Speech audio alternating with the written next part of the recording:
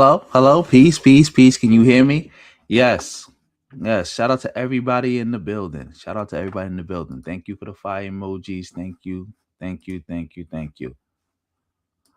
Oh, thank you, Visionary, for the jewels, for setting it off with the jewels tonight. Thank you. Thank you so much. Much appreciated.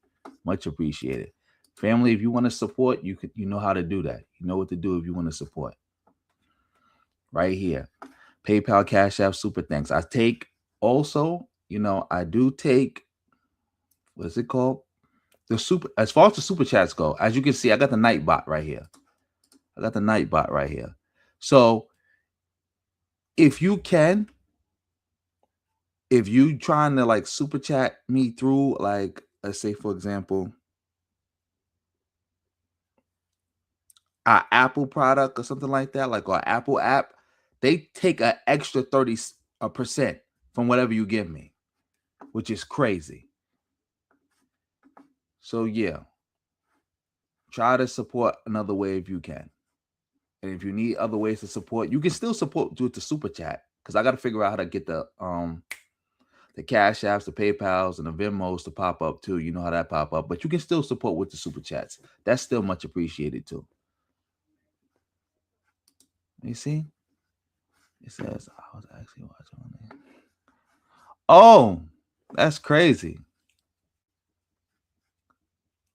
That's crazy. Thank you. Shout out to everybody in the building. We about to get started. Give me yes, I'm doing a live at 2:48 in the morning, but give me one more minute and we about to get started. Shout out to everybody in the building.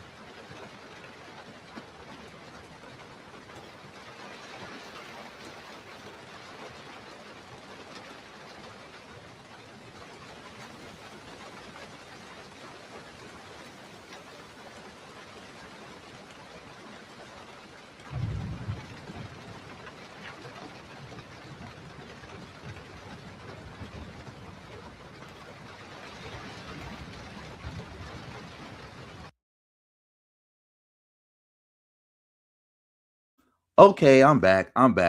This is probably not gonna be a long stream, but we gonna make it do what it do. Shout out to everybody in the building. First, I would say let's get started with. I think we could get started with Zohran Mamdani, and I think the best person to get us started with him right now is Kyle. Shout out to Kyle. For all you don't know, the social. Matter of fact, let me just. Oh, it's late. Yeah, let me just get this started. Shout out to everybody in the building. Matter of fact, wait, hold on.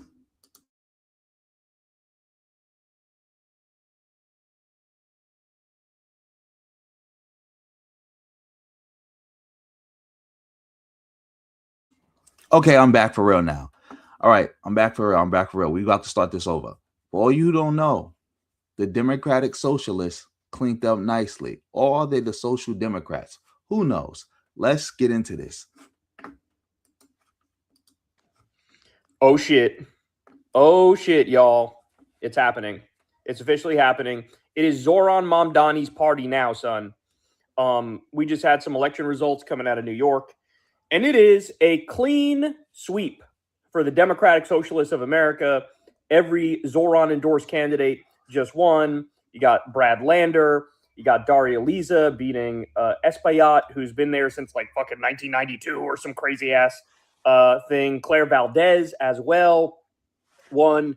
And look, man, it's happening. It's happening. People were thinking for sure it'd be like 2 out of 3. Not sure on the Daria Liza race, but Daria Liza was able to pull it off. And now, watch everybody in the party have to kiss Zohran's ass. Yep. Just like I said, I told y'all this was going to happen. I said if Kamala Harris loses, the lefties are going to take over the Democratic Party. They're going to take it over. And this is and it's starting here. It's starting here. I said this was going to happen. Nobody believed me, but the Democratic, I told you, I said if Kamala Harris loses, it's going to break the Democratic Party, and the lefties are going to have it now. Now we're going to have a two-front war with the lefties. Again, this is not an attack against Zohran Mamdani. I'm not saying he's a bad guy, but the lefty coalition that he represents, they're bad guys. They're bad guys. They don't have black people's best interests at heart. They don't have black people's best interests at heart. And a lot of y'all bozos thought that, hey, they're going to win. And no, Kamala's going to lose. Trump's going to get in there. It's going to be 4 years. And then, Trump is going to get out of the office and it's going to go back to normal. No, there is no normal. That era of politics that we had, that sweet time from Obama to the end of Joe Biden's first and only terms, that's what we got. This is what we got. Can't you I can't believe this. Threw it all away. And we gave it to them. We gave it away. Right? We're going to see in 2028 now, even centrist Democrats in the Democratic debates are going to have to pretend like they love Zohran and they love his policies and they've always been in favor of his politics. And the winds are shifting. The tides are changing, man. It is over. It's a wrap. So me and Crystal are sitting here. We're watching CNN. And of course, there's a unified right-wing freak out about, oh my God, they're anti-Semitic because they criticize Israel. They're anti-Semitic. And, they're acting like, no, you guys are having your Tea Party moment and your extreme is getting too extreme. No, bitch. Here's the difference. Our extreme is good. Our extreme is intelligent. Our extreme is getting people health care and ending wars. Your extreme is pedophilia. Your extreme is shoving people in concentration camps. Your extreme is carpet bombing a bunch of schools. Okay? So that's the difference. Us having our Tea Party moment is good. You having your Tea Party moment was bad.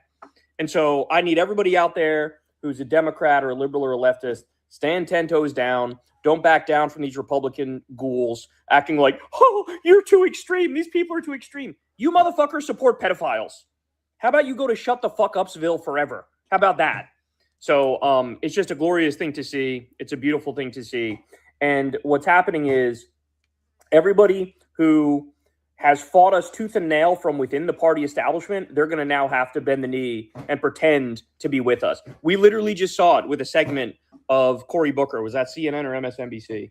CNN. He was on CNN, and he had to, dance around the fact. Go ahead. His face was, first of all, he looked stricken. And then he was like, I just am happy a lot of people voted. Voting's good. I like voting. And it's like, okay. And who was it? Caitlin Collins was like, yeah, but isn't Zohran's endorsement like a really powerful thing now? And he's like, I've endorsed people. He was like, I like endorsing. I was mayor too. Remember that? I was a mayor one time, bro. She's like, that has nothing to do with what I'm asking you. So they're panicking, bro. They're panicking. The establishment Democrats, the centrist Democrats, the diet MAGA Democrats, they're losing it because now the people who are winning are in favor of universal health care and free college and ending the wars and standing up to Israel and cutting their funding and abolishing ICE. Yes, abolishing ICE. Again, I can't believe this. We gave power to these people. But again, we're going to see a lot of anti-blackness coming. And again, I can't even be mad at them. Because again, we gave it away. We gave it away. We gave it away. We're going to start seeing more and more people like Plattner and all these other bozos coming up. Because again, Zohran is just the face of this whole new leftist wave that's popping off. But the majority of people in it are like Graham Plattner. That's not a good thing.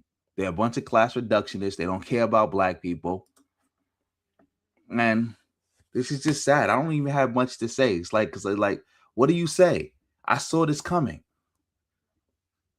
Like we handed them this. We handed them this, man. And so it's a new day, bro. And remember, Cory Booker made a big deal out of not endorsing Zohran, even after he was Right. the Democratic nominee. Right. So he specifically is like, oh, I fucked up. Yeah. I fucked up. And now, so the last line of cope is, oh, this is just like New York, bro. Like it doesn't even count. It's like New York and stuff, bro. Mm-hmm. And then tell me about Abdul. Tell me about Graham Plattner. Well, I was gonna say, and then let's say with Graham Plattner, oh, that's just Maine, and Maine is weird, so that like doesn't count. So Maine doesn't count, New York doesn't count, Michigan doesn't count with Abdul. What fucking counts? It's almost like you're just coping and seething, and you're refusing to acknowledge the fact that it's our party now. It's Zohran's party now. It's the Democratic Socialists of America party now. And you know what? In its heart, it always fucking has been. Ever since the days of FDR, the actual Democratic voters know social democracy is a good thing. Being anti-war is a good thing. Actually fighting for human rights and equality is a good thing. And you know what? We lost our way there for a while with Bill Clinton and the DLC and the neoliberalification of everything and the Reagan era sort of swamping the Democratic Party too. But guess what? We're motherfucking back, y'all. We are back. Our Tea Party moment is here. It's not going. And also, how did those FDR and all those social democrats, how did they get into power? By being racist and also having good economic policies, having better economic policies than the Republicans. And again, we back to that point. I told people, I said, we must never let these people win. Because once they win, it's over.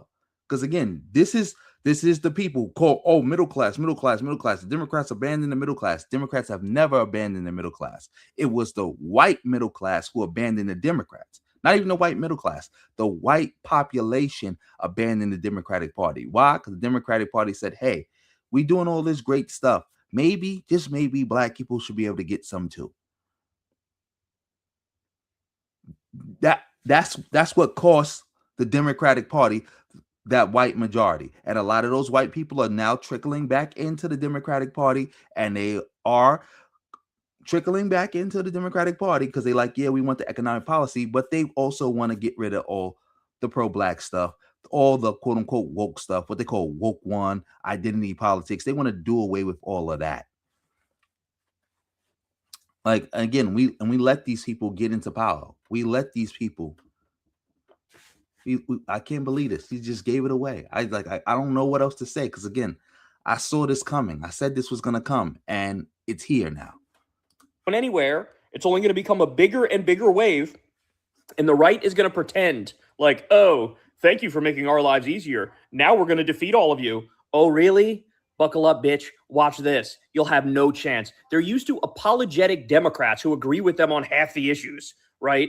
Now we're not apologetic, and we don't agree with you on any of the fucking issues because you're wrong about everything, okay? You're the party of rape and pedophilia and terrorism. I don't want to hear it. I don't want to hear from the Epstein party that we're extreme. How about you look in the fucking mirror? So it's happening. It's happening. And we're in for quite a ride ahead because now we're getting real fighters who actually believe in something. So shout out to Zohran out there doing his thing. Shout out to Hassan Pikers on the ground, was helping out Daria Lisa and the other candidates. I know Ryan Grimm. Yeah, we're going to Ryan live from New York tomorrow morning, Breaking Points. So check out Breaking Points, and I'll see you guys as well tomorrow on my show. Good night, man. Good stuff. Yeah. I pretty much don't have anything else to say about this. It's like we just watching it. Like, again, 2028, 2029, we're going to see. We're going to see. Again, it's going to be the major wake-up call. It's going to be a major awakening for people. Black people, I mean. Because a lot of black people just think, all right, things are just going to go back to normal.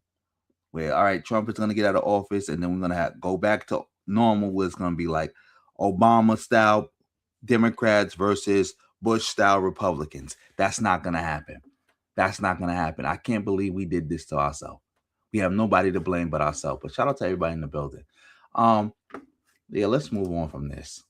I just wanted to cover it real quick, but it's like, I don't know what else to say. For all you who don't know,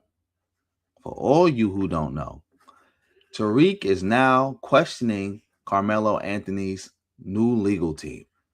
While what authority does he have to question anything? I don't know, but let's just hear what he has to say. Family, ladies and gentlemen, the first thing I want to talk about our brother Karmelo Anthony. You know, that's still a major topic that we have to still focus on. Our good brother Karmelo, who's wrongly locked down. He is a political prisoner. We have to continue to fight for justice for our.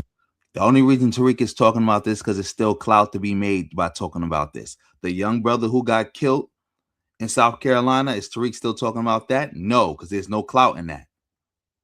Karmelo's still alive, so you know people are still talking about it. They're trying to appeal the verdict or whatever they're trying to do right now, and Tariq is just using this for clout. Young brother, we have to let our young people know that we're not going to abandon them when the system tries to gobble them up. We have to stand on business. We have to stand up for our youths.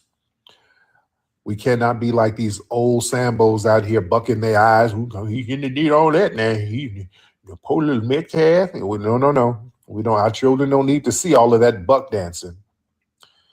Oh yeah, Clive Davis passed away. Yeah. I'll talk about that tomorrow.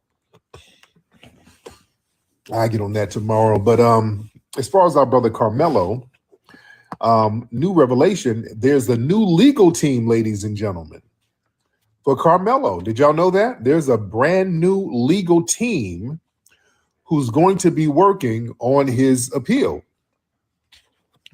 Did y'all hear about that? There's a whole legal team. Now, they're working pro bono. It's a whole legal team down there, and they're connected with the DNC. These are Democrat connected. Look what he's saying. They're Democratic connected. This is. I can't believe this. These are adults who watch this bozo. Like, that's what you're talking about. Oh, they're connected to the Democratic Party. I would think so, because only people who, like, you know, connected to the Democratic Party, establishment Democrats, like, would actually care about getting Karmelo free and would vote and would work for free. Like, I don't get this. Like, this guy is stupid. There's two political parties in this country, Republican, Democrat. So if you're politically active, you're either going to be voting Democrat or you're going to be voting Republican. That's pretty much it. If you're politically active with a brand in your head, that's what you're going to do.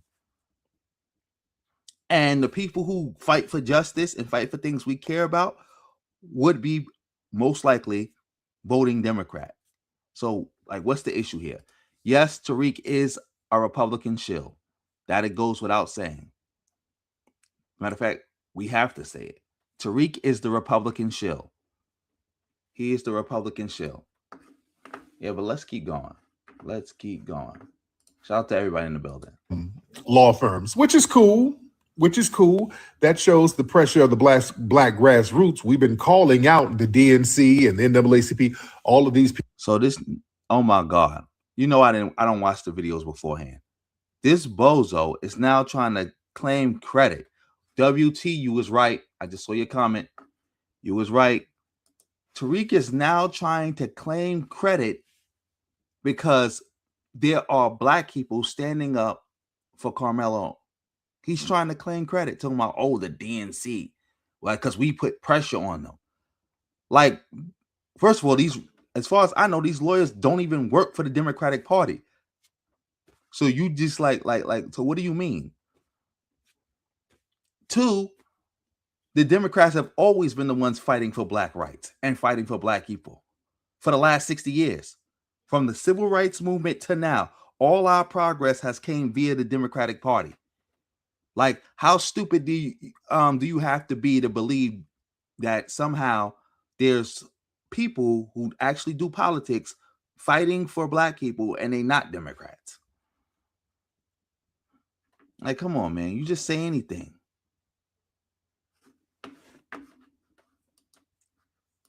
He did. Oh, man, that's crazy.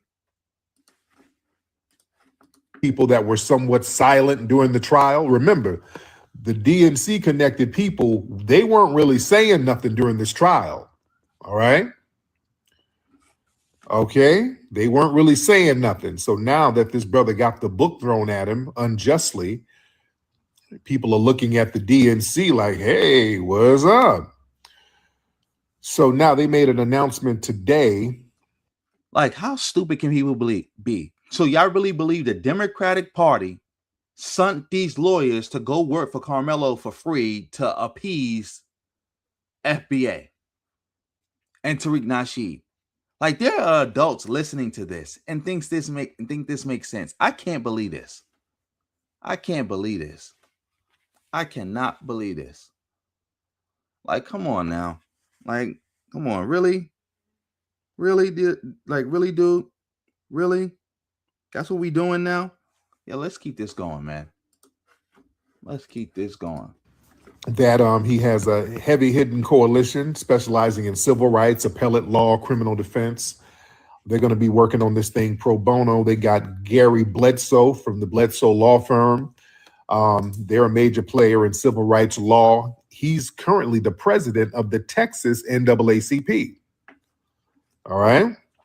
So many people believe his involvement is going to signal a direct challenge to the racial dynamics of the trial and the jury selection. I really need them to get on that. Oh my God. Shout out to I can't really see your name for the 199. Much appreciated. I think I can't say that name. I never even seen no name like that, but much appreciated to you. Your name starts with a Z. Much appreciation to you for that 199 for setting it off. Whole lot of ones beat a whole lot of nuns any day of the week. But as you're hearing, family, so you just was trashing the DNC, trashing the NAACP, trashing all the old black people, trashing the civil rights era. But now here you are saying, oh, you read out all this man's credentials and saying, yeah, they need to get on this. Why are you not on it? Since they never do a good job. Oh, I forgot you saying that you put the pressure on them to do this.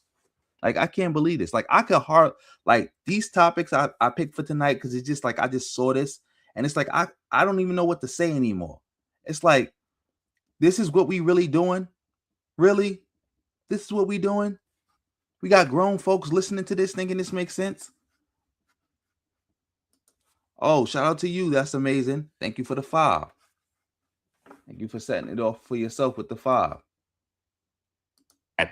They're going to sit up there and get a white jury in this case like that and just excuse and strike out all the black jurors. That was some real janky shit they pulled. They got a sister named Brooke Clues, I think that's her name, and she's connected to the Ben Crump law firm. Don't y'all attack Ben Crump? Y'all say he never do nothing for black people. He's a bozo. He's this and that. Don't y'all attack Benjamin Crump all the time?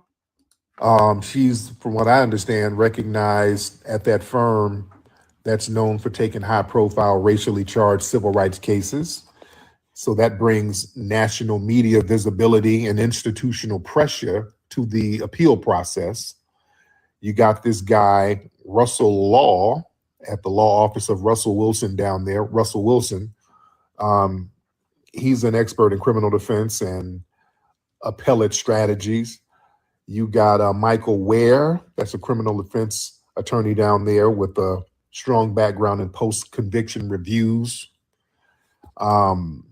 Yeah, some of these people are white, and some of these are white people, by the way. It's black and white people. You got Sean Dia, I think he's Punjabi.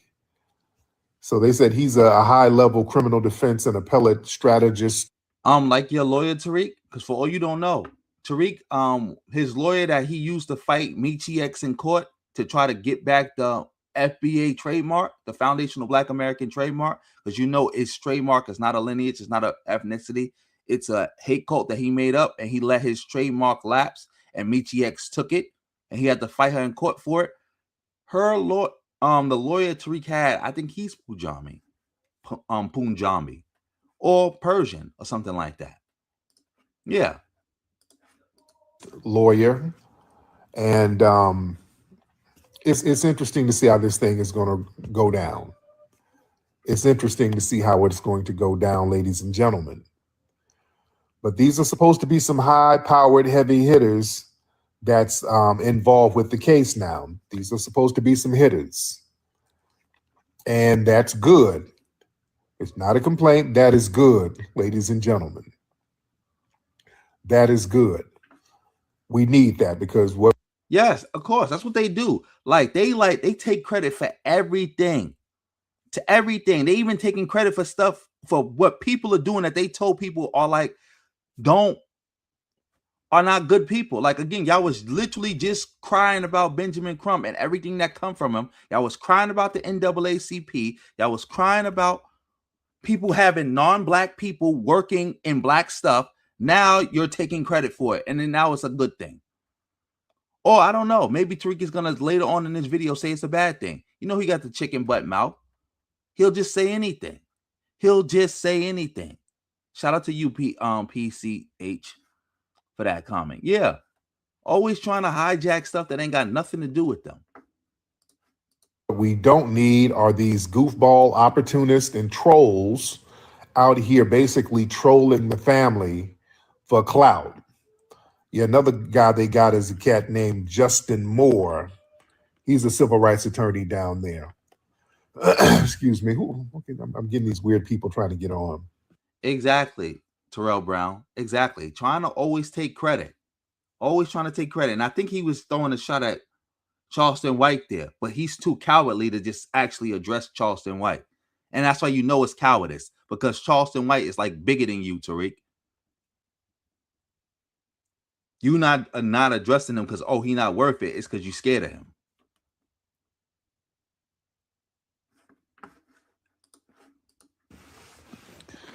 So it's very interesting to see how this is going to play out. See, here's the thing, man. The black grassroots, these folks are getting involved now.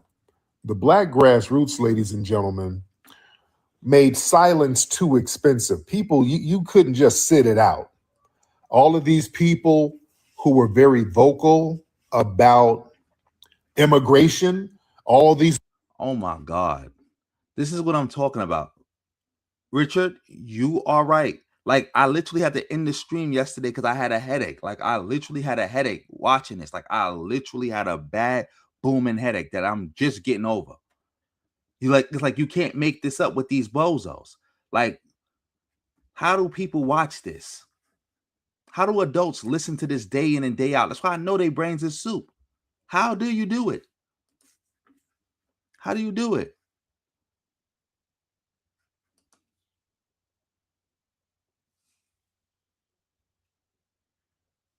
Yes, exactly. Exactly. Oh, shout out to Lord of Slaughter in the building. Yes, he is so predictable. It's disgusting. It's disgusting. Let me see. No, they just in a cult and they just brain dead and they uneducated. Like I always say, these people effectively stopped learning in the 3rd grade and didn't make it out the 9th grade. Because again, Tariq was literally teaching them that these people that he's now bigging up and celebrating was the enemy. And also, you said we don't need none of these old institutions no more. So where's the grassroots actually going to put the work in? Where are they? Yes, they both team white supremacy. They just different they just different elements of the white supremacy. FBA is the white nationalist psyop, and their main focus is just immigration and attacking black immigrants. Myron Gaines is just about attacking the black community. That's it. Yes, all Tariq's lawyers, I think your name is Johnny Mills, are not black. None of them. None of them. Most of the people who work for Tariq, when he was like, doing the Hidden Colors, paying all that money, none of them are quote unquote FBA. But let's keep going. His household is not even quote unquote FBA. Because his white mother-in-law who lives with him is not FBA. But somehow his wife is FBA and all his kids is FBA. But let's keep going. Law firms, when it was immigrants, boy, these DNC connected law firms were out here doing flips and cartwheels for non-citizens.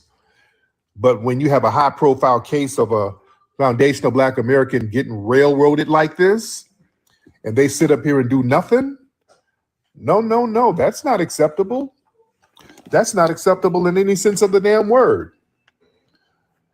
So they realize they got to get off that ass and get out here and do something, man. And this is a hot topic that's not going anywhere.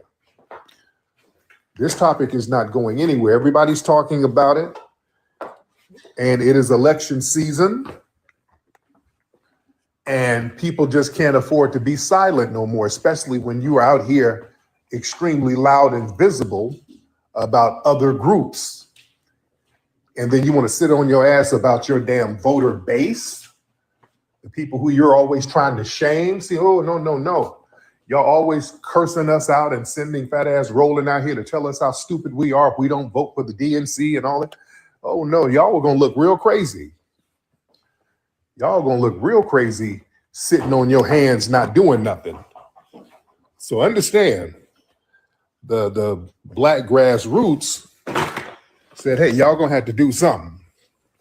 Why didn't the Black grassroots do something? Why didn't the Black grassroots do something? Shout out to That's Amazing for the double up. Oh, yeah. I don't know if Tariq, again, I always maintain that I don't know if Tariq is getting direct funding because he could just be getting his money through grifting. That's it. Because again, this whole FBA shtick that he got comes from, again, him following behind ADOS. We know Yvette Carnell and them was getting money. We know that they was like directly plugged in. So he was just probably grifting and then, doing this thing, trying to run up a bag on YouTube, AdSense, donations, all that. And then maybe some white people did come up to him and say, hey, let me drop this bag off on you. Go harder. Let us bring you into the fold. For real. Shout out to WT for the fire emojis. He is garbage juice. Can't make that up. Exactly. Black grassroots ain't do nothing. So-called Black grassroots ain't do nothing and accomplish nothing. I don't want to hear nothing about that.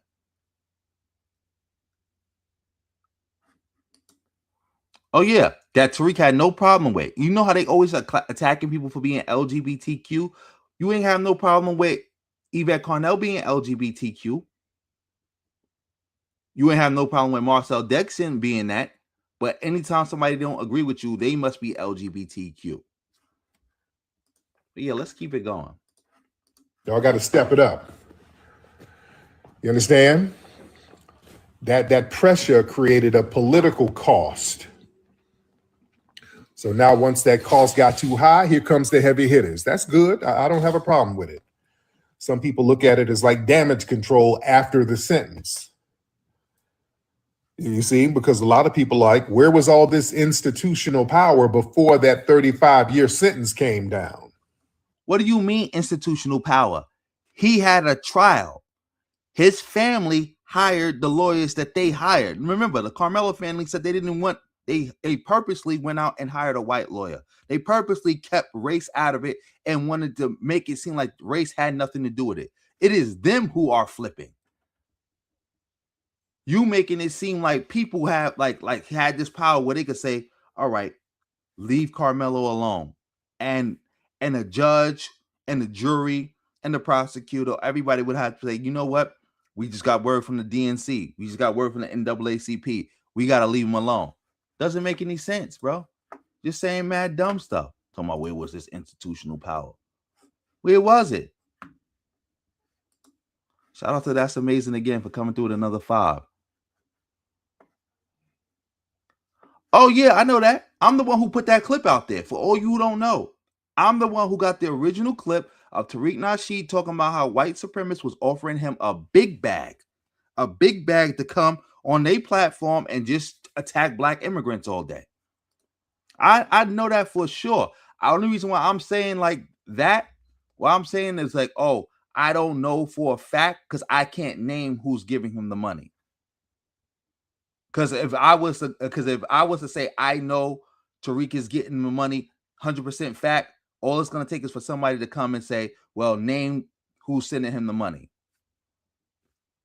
And then I'll look bad. So I just put that clip out there and I just say I'm pretty sure he's getting money. I'm pretty sure. Let me see. We got a troll in the building.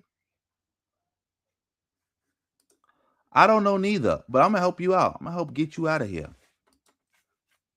There you go. Bye. Shout out to everybody in the building.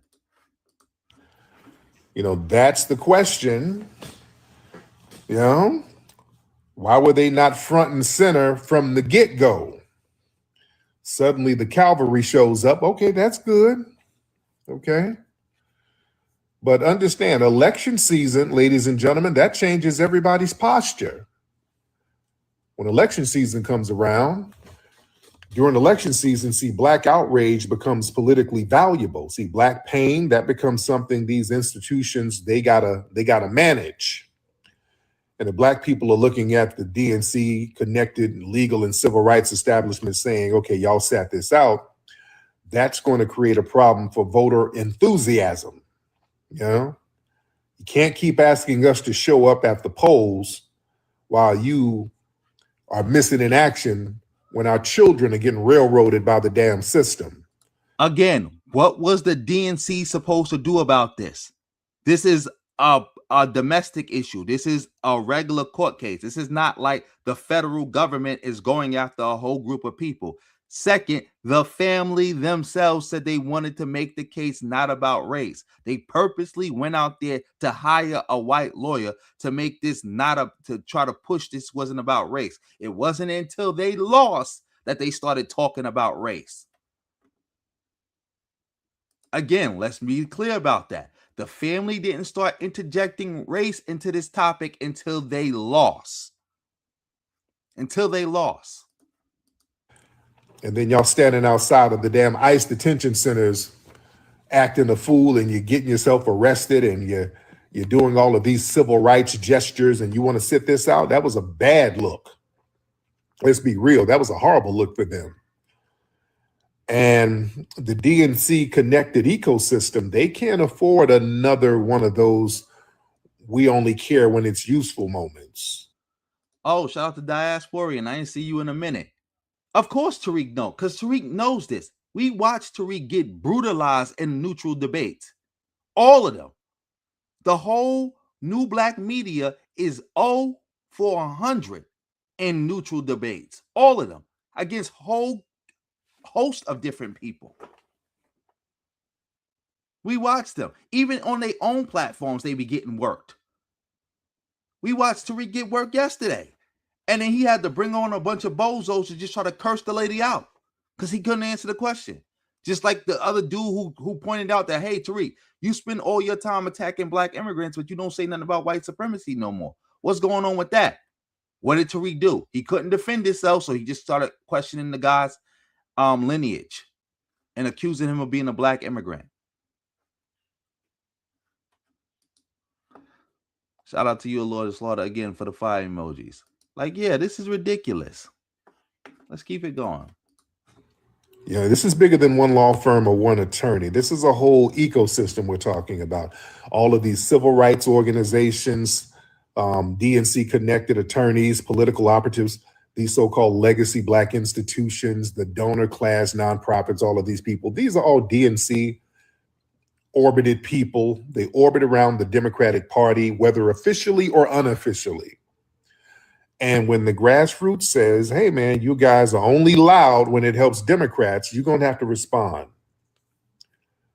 You see? So the grassroots shifted this case from a low.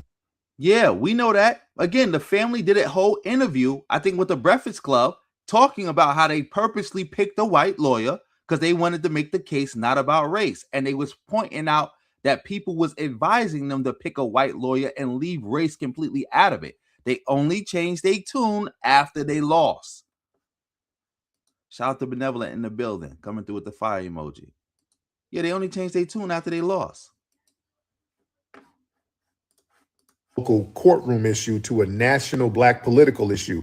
Our brother Karmelo Anthony is a political prisoner. He's a political prisoner. And before all this pressure, this could have been treated as like a local Texas criminal case, but the black grassroots reframed it. We said, no, this is about self-defense. This is about jury exclusion. This is about unequal punishment. This is about racial fear. This is a political lynching, ladies and gentlemen. Our brother Karmelo is a political prisoner. And we're just not going to let our brother go out like that. And we're going to keep making noise about it. And all of these other so-called legacy organizations, they got to get on. Exactly. I was just about to say that. How is he a political prisoner? You can believe that he was unjustly sentenced to prison time, but he's not a political prisoner. Like, Tariq is just saying stuff as usual. On board. You understand? And they understand the danger of black independent media controlling the narrative, because everybody's coming over to us to hear what's going on. All right? Everybody's coming over here to the black. That's not true. Nobody's coming over here to hear y'all, because y'all lying. Y'all the ones muddying the water. Y'all causing way more problems than y'all helping. Like, y'all been lying this whole time. Like, you're lying right now. Anybody listening to you about the facts of this case is lost. Like, for all you don't know, when I was going to pull this video up, I just saw something that Tariq took from me. Tariq just stole, like, he's been stealing all my talking points about the Karmelo case. Like, I'm gonna show you after this video, but yeah, this guy's a bozo. Black grassroots media, because we get it, you getting it rough and raw from us. It ain't sanitized, it ain't whitey washed. We gonna tell the truth about everything. And these legacy organizations, they're used to being the gatekeepers. In this case, no. Independent black voices were the ones pushing the hardest, and those are the ones that's getting the numbers. Our channels are getting the numbers. That's a threat to the political establishment. Again, about the numbers. If this case couldn't do numbers, Tariq wouldn't be talking about it. Tariq wouldn't be talking about it. Like, how many cases have I covered of black people being railroaded way worse than Karmelo, but because it's not getting national news media, Tariq don't talk about it. He just don't. And how many cases of black people getting railroaded that's no longer in the media that you stop talking about? Like, this is just about numbers with y'all. Like, Boyce Watkins gave the game away when Trump got in office the first time. Boyce Watkins gave the game. I think he also gave the game away when Obama was in office and all those black people was getting killed. That y'all like when that stuff, when bad things happen to black people, because y'all numbers go up.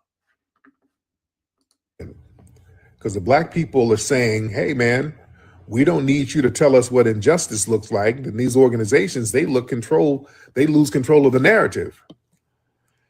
So when they step in now, part of it may be for legal help, which is good, but sometimes it might just be for narrative containment. They got to control the narrative now.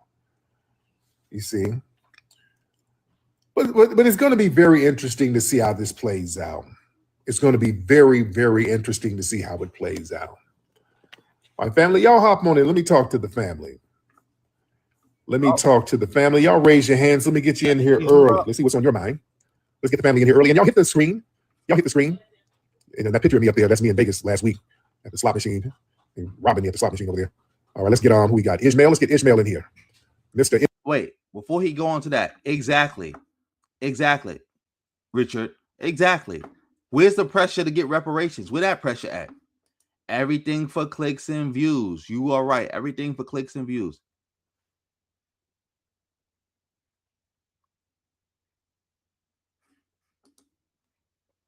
There's truth to that, Chris Friday. It's some truth to what you're saying. A lot of truth to what you're saying. And yes, Tariq is a race hustler. He don't really care about black people.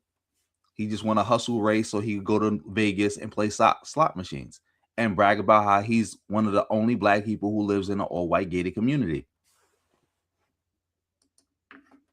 That's all he wants to do. Ismail in the building. Ismail. What it is, fam? Hey, brother, how you doing, Ismail? I'm good, man. I just took offense to this man David out of the way talking about like our accent is a subservient accent. That threw me right there. Oh yeah, a lot of people called him out on that, and the fact that he was so comfortable with saying that he didn't even. That's just how they talk when they get around each other, man. That's some heavy shit. They talk like that. I know he mispronounced that name. I'd be mispronouncing his name too. But yeah, that's what it's. They talk like that when they get around each other. You know, those are the little dining room conversations they have about us all the time. All right, let me see who we got. Y'all raise the hands. So we get the family in here early. Invited him and everything else, became modern day, King Judas on him. Oh, yeah. Yeah. So, Flex, I just want to say thank you and everything. Yeah, I just want to thank you for staying on top of this Karmelo Anthony story and everything else. Yes. Now, the only concern I have is that I hope these lawyers are not there just to try to reduce his sentence to manslaughter. Oh, yeah. He needs to be free, should be free for that because. Oh, somebody just brought it up. Who brought this up? Yeah, you just brought that up, Chris. They talking about now they don't want their lawyers to try to reduce the sentence to manslaughter. They should be fighting for him to just get off altogether. That ain't gonna happen. Like again, I'm just gonna keep it a buck with you. The best case scenario for him is it getting reduced to manslaughter. He's not walking free from this. That's out. According to there were other witnesses that were not brought up in this trial. There were 4 people that jumped him. Yeah. So there were 4 people that jumped him and everything else, and they were never called to the witness stand at all. And one of the guys who had invited him and everything else became the modern day, became the Judas on him. Oh, yeah. Yeah. So, Flex, I just want to say thank you and everything else. Afro Elite, if y'all hearing me, thank you for bringing up this story and keep this up and everything else. We got to keep this heat going on and everything else. I'm on land and my playing. Okay, thank you, brother. Got to keep that heat up. Yeah. Work for you. Let's get off that. But look at this. This is what I'm talking about right here. Was Karmelo Anthony set up at the track meet? Tariq has been covering this story for how long? Now, and I'm doing the videos about the setup and stuff. Now Tariq wants to talk about it. Whatever. Like, Tariq is such a bozo. Shout out to everybody in the building. Let's move on.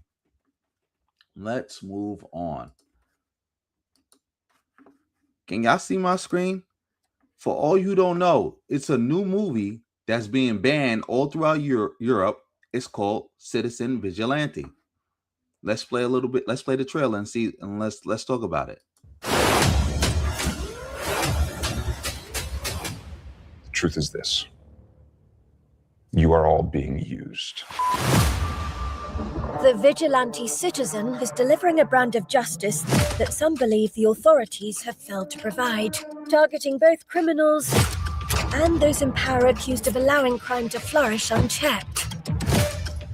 There's been a lot said about me, so I thought you should hear directly from me. I'm here to help you take that control back. The state, court, police. See, you think that they've failed you, but they haven't. No, they only exist to control you. Do you want justice? Yes. Let's get some fresh blood. You walk down the street and you get stabbed or robbed. He's a real hero. We need more guys like this. What does your country do? Nothing. Our current system is failing to protect our citizens. He's like the real deal. He's playing with us. What if everything they ever taught you was utter nonsense?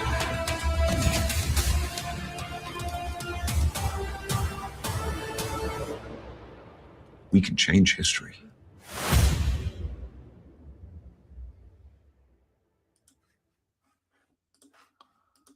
Okay. Provide. I'm gonna say this about this slop. This is just another death wish, but just more overtly racist. That's all this is. That's all it is. And I'm happy it's being banned throughout Europe. because now magically there's like, ooh, these rape gangs of immigrants. So basically, throughout the whole show, all he does is walk around and kill migrants. That's all he does. He kills migrants and he kills basically the Zionist controlled government, Zionist owned government. That's basically what's going on here. I see this film as not only racist but anti-Semitic. And it's good that it's being banned all throughout history. I said all throughout history, all throughout Europe. Woo, I guess late. Yeah, this is disgusting. I just wanted to just touch on that real quick. That I'm happy this is being banned. I'm happy because again, if you go throughout YouTube, you'll see the usual suspects cheering this on. You'll see them cheering it on.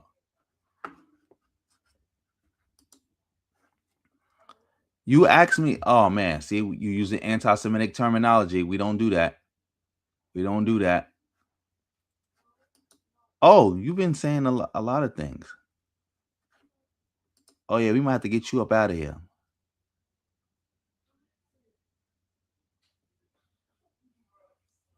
Oh yeah.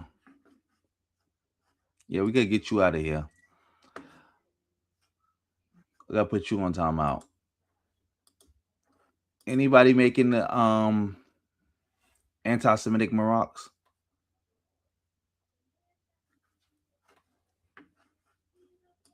I never talked to you before. I never talked to you before. I don't even know who you are. But yeah, I'm gonna get. Matter of fact, let me see something real quick. This whole citizen soldier nonsense. Let's see.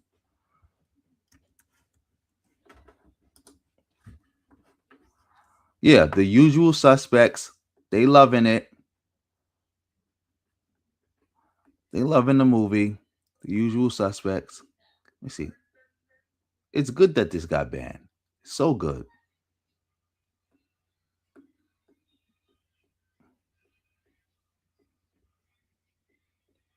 Is this it?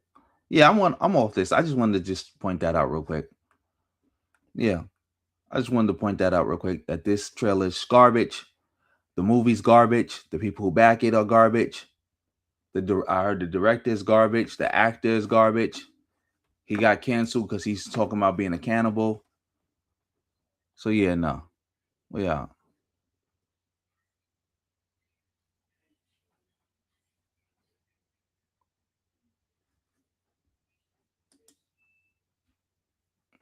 Yeah, I could put you on timeout too.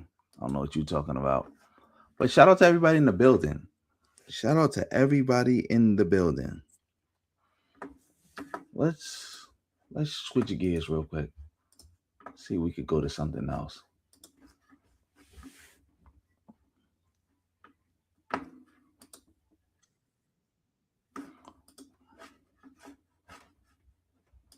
Can y'all see my screen? Oh yeah. Let's get on to this. Let's get to this. Shout out to everybody in the building. Make sure you supporting the stream any way you can. PayPal, Cash App, Super Thanks, Venmo, whole lot of ones beat a whole lot of nuns. I take it all. Here we go. Say your kin sister. I remember you, the finest. You're the what are you? Are you Somali? What the finest? What are you? What's up, Tariq? What's up, the finest? Miss I should Finest. say Tariq actually in Arabic. Tariq. You say Tariq in Arabic? Yeah, it's not even Tariq. It's Tariq. Ma'am, it is Tariq. You understand that? Oh, before we keep going into that, shout out to That's Amazing for coming through with the 5. Yes, I tell you, that's what I said. Like, it's Death Wish for just more overtly racist. That's all it is. It's Death Wish just more overtly racist. Like, it's not even like you can't even like deny it or be like, maybe, or if you look at it this way, no, the director is basically a bigot. Because people on the left, the white lefties, by the way, were trying to run interference for that movie. trying to claim that, oh, this is just a joke. It's satire. And the director had to come out and say, no, it's not. It's not a satire. It's not a joke. It's none of that.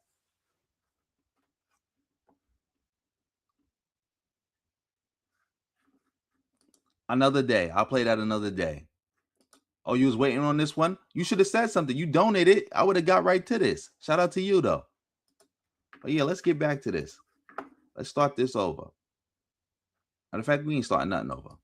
That's an Arabic name. You know that, right? But you know that it's that name. I'm the face of the name Tariq. You know that? So, Tariq. Now he's the face of the name. You hear this? You getting pressed down for having an Arabic name. Remember, you supposed to be Mr. Foundational Black American. You supposed to be Aboriginal to this land. That's supposed to be you. But you got an Arabic name, you getting pressed by it, and now you the face of the name. I think it's just the accent, the American accent, but it's in Arabic name. Okay, but when you type Tariq, just go to Google right now and type Tariq right now. Don't even type a last name and tell me what comes up. Type it up right now. Type Tariq, it's Tariq. No, whatever. Type Tariq, Tariq in Google and tell me what comes up. Don't even type a last name. Who named you that name anyways? Just don't matter. Type it right now and tell me what comes up. All right, let me do it. Just do it real quick and you tell me. All right, we're waiting on her. All right. Man, don't try to pull rank on me. All right, hop on in. Why can't she pull rank on you? She's Muslim. She's Somali. She speaks Arabic. Why can't she pull rank on you? Like, why can't she? Tomorrow, why can't you pull rank on me? Y'all try to pull rank on people all day for being the descendants of enslaved Africans, which y'all claim y'all not even that. Y'all claim y'all Aboriginal to this land, but whatever.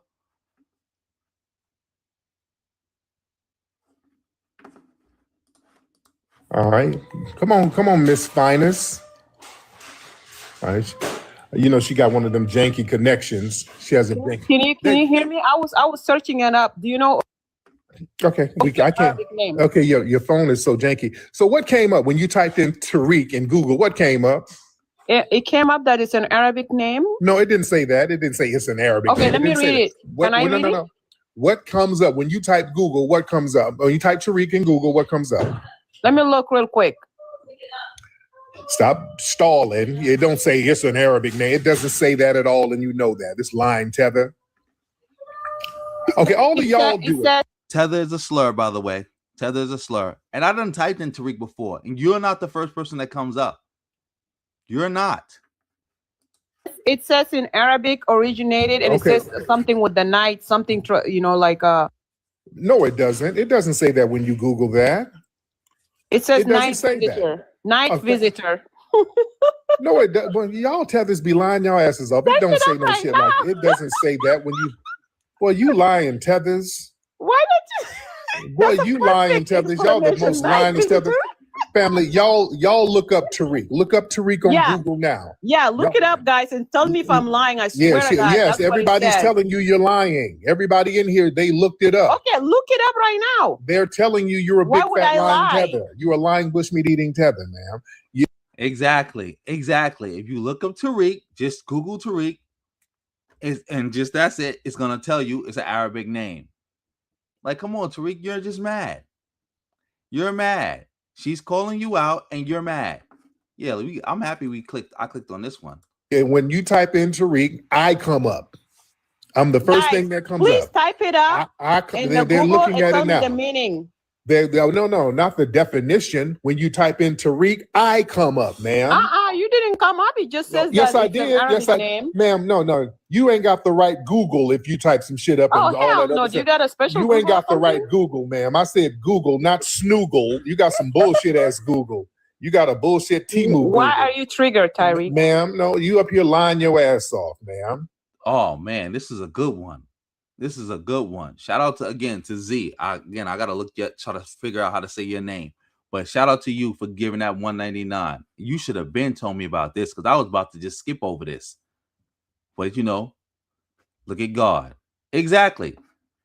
The first thing that popped up when I put in Tariq was like a soccer player or something like that. Like Tariq is mad. He's big mad. Shout out to Black Adam in the building. Like this guy's, he's just crazy. Ma'am, I come when you type in Tariq, I come up. So what's your name meaning anyway? I'm the face of the name Tariq, not you or none of the Arabs, ma'am. That name is defined by me globally right now. I'm the face of the name Tariq, ma'am. That's how thorough foundational Black American culture is. That's So, foundational. Tariq, I have a question for you. No. Let me get through reading your big head ass. Yeah, foundational Black American culture is so dominant. We dominate the brands. You understand? We're the primary driver of global culture. When we touch something, we amplify it and make it our own, ladies and gentlemen. Tariq is crashing out. He is crashing out. He is hurt. He is hurt. Tariq is crashing out. So you want validation? You can try to play semantics about linguistic origins and all that. That don't mean nothing, ma'am. Yeah, I took the name Tariq and gave it a global, unapologetic FBA identity. Now, what else you want to talk about? Go ahead. I was wondering if all of this you're saying, you know, and you just wanted a validation or something to feel something about yourself. But you the one brought it up. You brought it up talking about the name is Arabic. The name is defined by me. I put Tariq and it gave me the same stuff I was talking about. The Arabic it didn't, ma'am. You're a lying. You're a big. So why they name you Tariq? You're a lying, hungry mammy. All right. Now, what else is on them? Man, why did they not fix your homeland and had you flee? And speaking of hunger, while you were eating our African food, and you always talk about African here, but you went there. What else am I going to eat in Africa? I don't. She roasting them. Oh, your name is it Zambi? Is Zambi? Am I saying it right? Let me know, bro, if I'm saying it right. It's Zambi, right? Yeah. Tariq is crashing out. Tariq is crashing out. There's not a Popeye's chicken over there. Remember when you traveled what the to hell Africa am I going to eat in Africa? If I go to Africa, what else do I eat? They ain't got turkey burgers. There and if I go to Africa, ma'am, what else am I going to eat? What kind of dumbass question is that? Huh? So how were you guys picking on African? I'm not eating bushmeat like you. Food so good, like I'm not eating bushmeat like you, ma'am. I'm not eating. Yes, you did. You were enjoying that I wasn't eating bushmeat. I wasn't in your village eating a bushmeat stew. I wasn't eating giraffe gravy. I wasn't doing that, ma'am. I had to eat something over there. What else was I going to eat? You were tearing that food up, Tariq. You were tearing it up. Just like you tear up fried pigeons. Okay. Man. Well, you ain't you ain't tearing nothing up. You're tearing up flies and fly swatters, getting them flies off your stomach. All right. Anyway, work on your material, dear. Your material's real flat. You're very boring. Yeah, ma'am. Tariq got roasted. Tariq got roasted. Exactly, Tiny. I said Tiny. My fault. It's Tina. I can't even see. Your name is too small. Like, because I got like trying to do double screen right now. So I really can't see. Yeah, he is triggered. He is triggered. Yeah, he was. He was eating Jamaican food, all that. Tariq just be on here, just be saying stuff, you know, for clicks and views for his stupid audience. That's all he does. That's all he does. He got roasted, and he didn't know what to do. Yeah. The name Tariq is my brand now. I've rebranded the name Tariq. When you type that name up, I come up. You ain't even got to type in a last name. I'm the most famous Tariq in the world, ma'am. How do you feel about that? You understand? That's how powerful FBA culture is. Look at that nervous laugh. So yeah, oh yeah, your name is Tina. Sorry. Yeah, I'm looking closer. Your name is Tina. Your name is Tina. Talking about that nervous, weak laugh. Shout out to That's Amazing for coming through with another 5.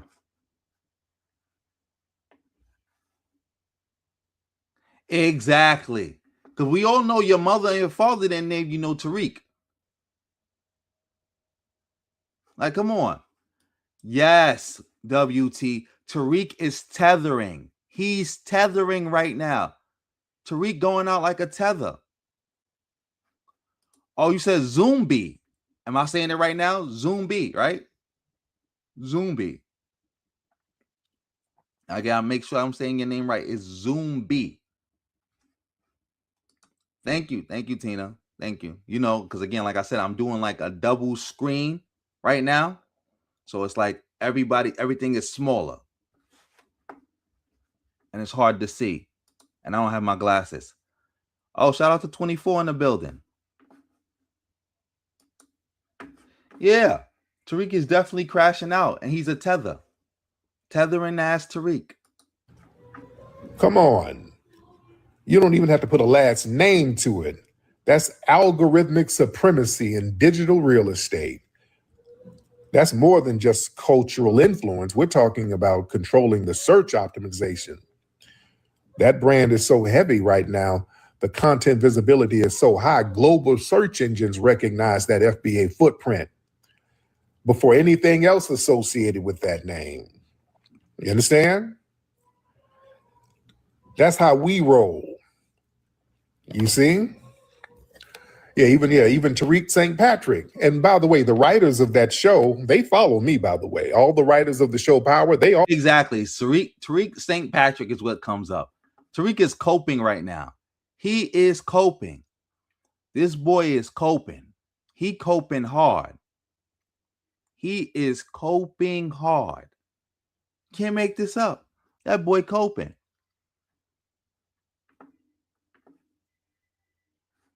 He did not rebrand the name. He's just saying that. He's a total bozo. All right, Zoom B. I'm saying it right now. Okay, cool. Zoom B. Shout out to everybody in the building. This guy's a bozo. Total bozo, total weirdo. Oh, shout out to 24. He just gifted 10 memberships. Family, if 24 just gifted you a membership, make sure you thank him and make sure you keep it going. Make sure you thank him and make sure you keep it going. Shout out to you, bro, for gifting those memberships. Much appreciated. Much appreciated. Oh, follow me. If you look at that show, they slip a lot of stuff in there that a lot of folks could catch that you know they've been listening to the Black Grassroots, by the way. You know? Come on now. Yeah, that name is my brand now. All right? Come on with it. So, Tariq, if you can just take the name and make it your brand, and now nobody can't say nothing about it, so why do you get to say stuff about white people taking rock and roll and making it that their brand, or them taking America and making it that their brand, or anything? The American flag, fried chicken. What's the other thing I was just watching the other day with the dude when they was trying to give somebody white credit for buffalo wings? Like, come on now, Tariq, what's going on, man? Why can't white people do that then? If it's okay for you to do that with the name Tariq, then why can't they do that with everything else? See, Tariq is just making excuses and justifying tethering. He's making excuses and he's justifying tethering. You can't make this up. Exactly. He's tethering himself to Arabs right now.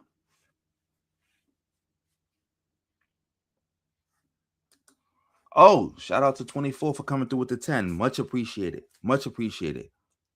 You know I got love for the UK. You know I'm from New York. So you know I'm from New York City. So you know Brooklyn to be Pacific. So you know I got love for the UK all day, every day. All day, every day.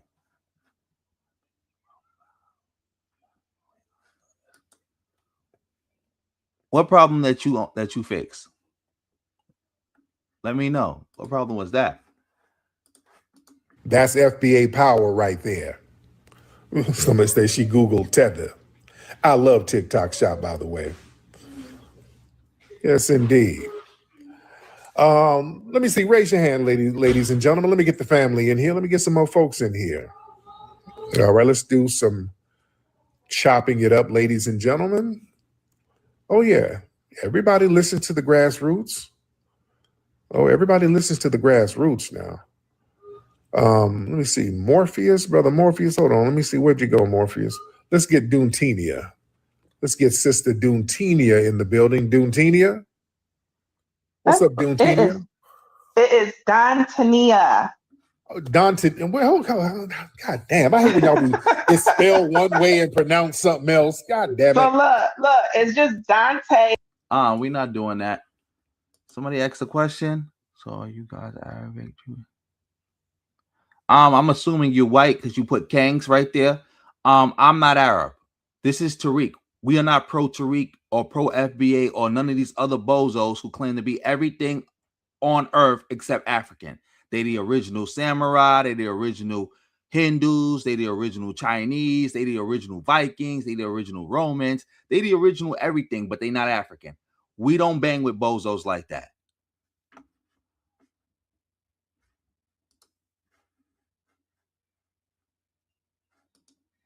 New York got the most influence everywhere. Shout out to 24. New York got the most influence everywhere. That's another thing that's so funny about these FBA bozos. They always talking down about New York, but they all trying to be New Yorkers. And they always trying to claim clout that come from New York. When they talk about, oh, black people culture is so dominant, 75% of that is just New York culture. Nobody trying to be nobody from Alabama, respectfully. They trying to be a New Yorker.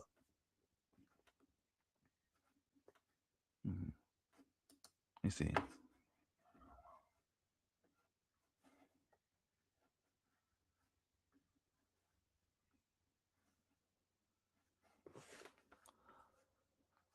Because I'm not just an American. I'm a black American. That's it. Black people are the forever outsiders in this country. So again, I will conduct myself accordingly.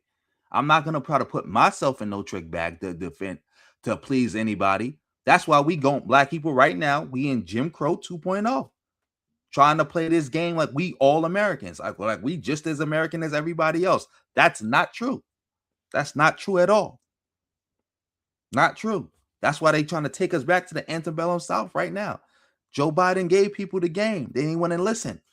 They didn't want to listen. Shout out to Joe Biden.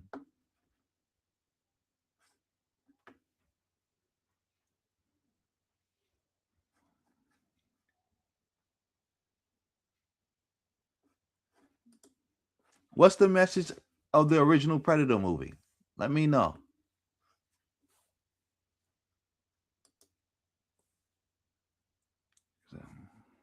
How about a bit of unity? What unity? See, are you white or black? Or are you one of these? Are you a white person or are you one of these black weirdo lefties? Oh, you out of here for saying that dumb shit. Yeah, I ain't seen bro in a minute, but you know, I be streaming super late now, so it's like that's probably what happened. He probably got to go to work or something like that. Because you know, I've got my kids right now, so we out, we chilling with each other. They out of school, I'm out of work, so you know I'm up late.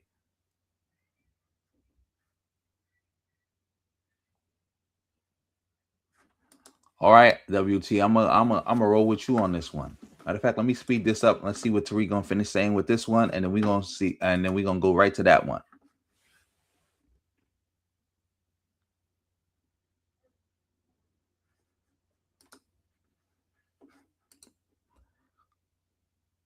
Exactly. Fundamentally not American. I know. Not such a good time right now for people on the East Coast in America, but let's keep it going. And Nia put together. That's it. Dante Nia. But with a U. They're baby boomers. Okay. So my mom and her sisters, I could tell. Now we're not doing this. We don't care about Dantanea, respectfully. I don't know if you FBA or not. Let me see, which the one that you said? That WT said I should see? He said Sassy Shill. Let me see. Where's Sassy Shill? Sassy Shill.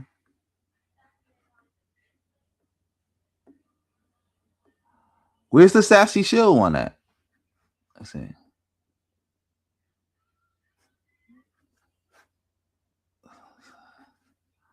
Is it on his other channel? Maybe it might be on the other channel. Let's see. Let's see. It might be on the other side channel. Oh, I think I saw it.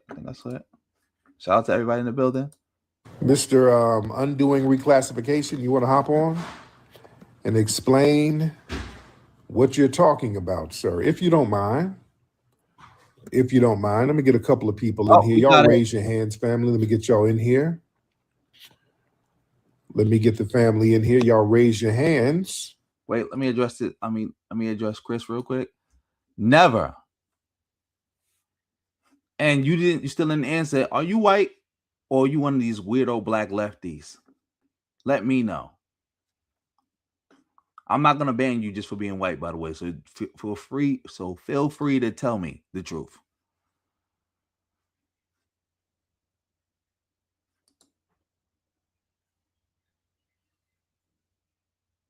Exactly. Well, yeah, let's keep this going. Let's go. Mr. Undoing Reclassification, you want to hop on and explain what you're talking about, sir, if you don't mind. If you don't mind, let me get a couple of people in here. Y'all raise your hands, family. Let me get y'all in here. Let me get the family in here. Y'all raise your hands. Who's this person here? All right. I just let somebody up and I don't know what his name is. All right, y'all raise your hands in the chat. In this Undoing Classification, I don't know what you're talking about. I'm inviting you up, but you're not getting up. What's up, Houston in the house? Shout out to Houston. Was Aunt Love in here? Shout out to Love's World if she's in here. Shout out to Aunt Love. Oh, we have to speed this up.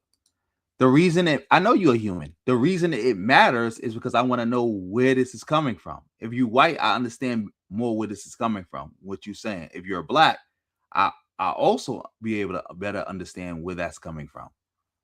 The stuff that you're saying. Aunt Love be having phenomenal spaces. For you. Go ahead. Let me see. Hold on.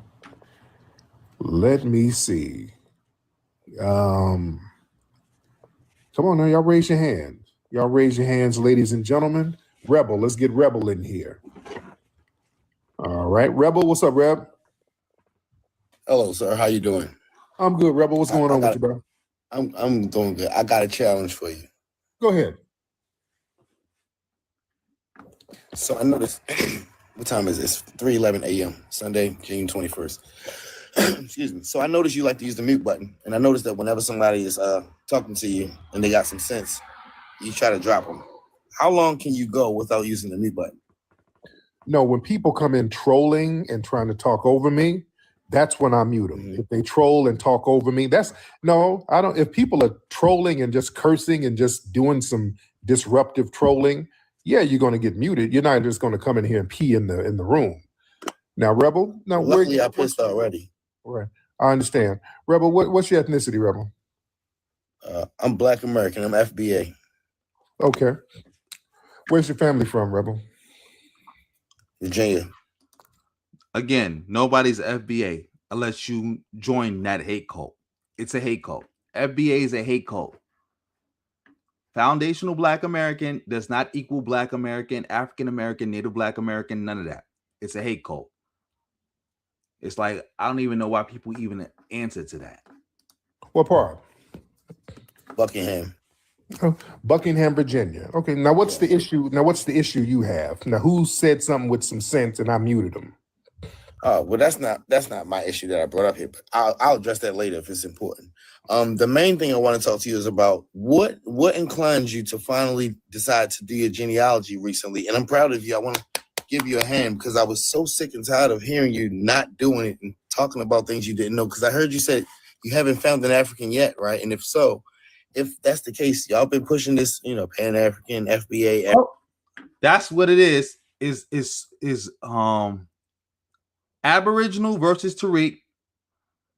So we got a battle of two stupid little dumb niggas. So yeah, let's keep it going. Let's go on. Matter of fact, I shouldn't even have said that, but yeah, let's keep going. African slavery stuff.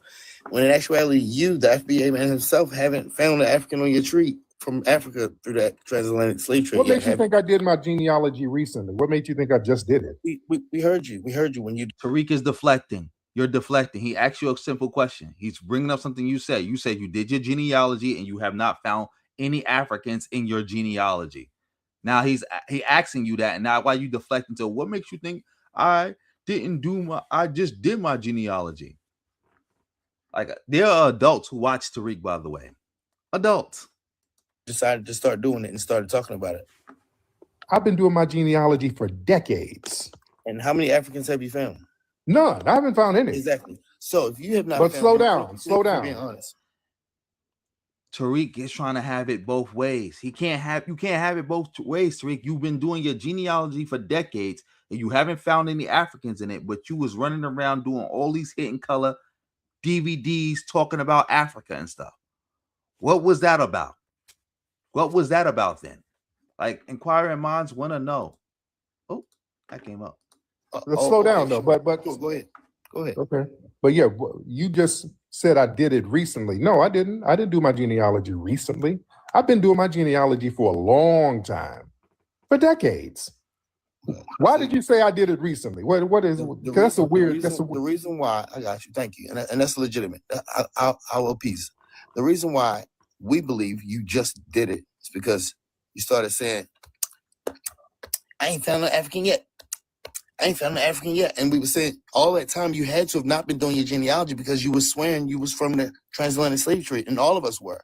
So if you saying that all of us are from the transatlantic slave trade and you're not from the transatlantic slave trade, then it's apparent that we gotta drop this Africa shit and we gotta be serious about it. And then you say we was here before slavery, which is true. Well, let's slow that down. Let's slow that down. Okay, let's go. Like, this is painful. Like, we gotta listen to these dummies, man. Come on, man. I know it's entertaining, but it's like, this is like just dumb. This is dumb. Shout out to Fahima in the building. Oh, Fahima, I might not be able to make that thing we talked about. I might not be, because I don't know if I'm gonna be up. I don't know. Honestly, I'm gonna keep it real with you. Like, it might make better sense to talk to Chris about this. You might get more educational value talking about this issue right here. About, he's saying, who cares about color? I care about color. I do identity politics. Well, yeah, let's get back to this. Okay. Let's slow that down. No. Okay. I didn't say that I wasn't from the transatlantic slave trade. I didn't say I wasn't. I just couldn't find nothing. Just because I couldn't find it don't mean it wasn't there. Oh, so you are from the transatlantic slave trade? Probably so. Because because I can trace some DNA to Africa. I can. Yeah, well, don't talk over me. Okay. I apologize. All right. I can trace DNA to Africa, so it's probably somebody who came over from Africa. I just can't find them on the paperwork. That's what I'm saying. All right. I didn't do that. I didn't do nothing recent. I don't know where you got that from. Are you one of these people who try to take credit for? Are you one of these people who try to say, "Yeah, we got Tariq to do his genealogy"? Are you one of them niggas? I'm not a nigga, sir. First of all, and also I don't take the disrespect. And if you are you one of them kind though? Are you one of them kind? Are you one of them kind? Don't talk over me. Are you one of them kind? If you can continue to have a respectful dialogue, we can be adults. But if you I'm asking you a question. I'm asking you a question. I'm not a kind. I'm one of a kind, sir. I'm not a kind. I'm nothing like any kind you've ever met. Now you acting like a sassy punk. Call it what you like. Okay. I think I can be more. Now you being a sassy punk. All right. Now, so. I don't do sassy punk talk. I think this is you running, sir. I'm not running nothing, but I'm not gonna sit here. Because Tariq is a blade. That's why. Tariq always accusing other people of being gay. Like, that's his go-to. If he can't call you a tether, he's gonna call you a Democratic shield. He can't call you a Democratic shield, he's gonna accuse you of being a member of the LGBTQ community. What paperwork? No paperwork. They just be making stuff up. And again, they keep claiming that, oh, he can't find any Africans, which means the majority of people he found was Aboriginal. So my question is, where's the paperwork in this Aboriginal language? Produce paperwork in that Aboriginal language. I'm waiting. Or show me the stories passed down about your lineage through your Aboriginal language. I'm waiting. I'm waiting. Oh, the second caller calls him Marcus. Oh, yeah, we're going to have to get to that, too. Here we go. going back and forth with a sassy punk, just saying shit. So let me ask you this one last question, and I'll roll because I don't want to make you uncomfortable. Family, are y'all familiar with this guy? Is he one of these dudes? No, Tariq. I got Tariq to do his geniality because of me. Is he one of them old punks who try to take credit for shit?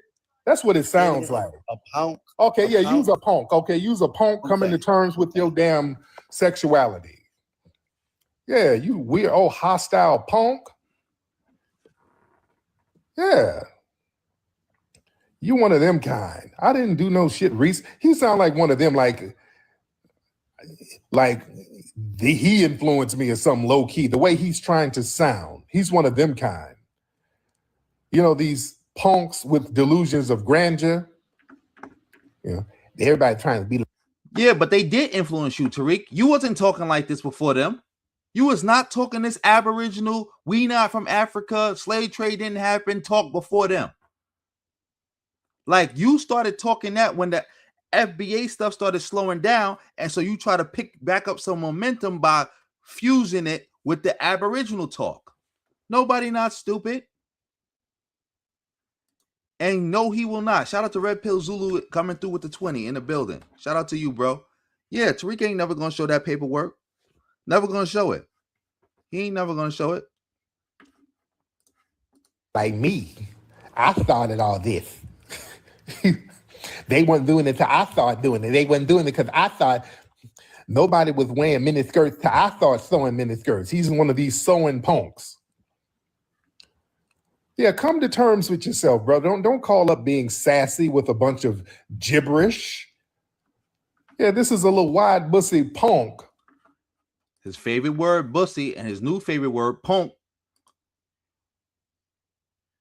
What does that have to do with anything, Victory, that Marcus Garvey never been to Africa? So what? What does that mean? What does that mean? Well, like, were you trolling? Let me see.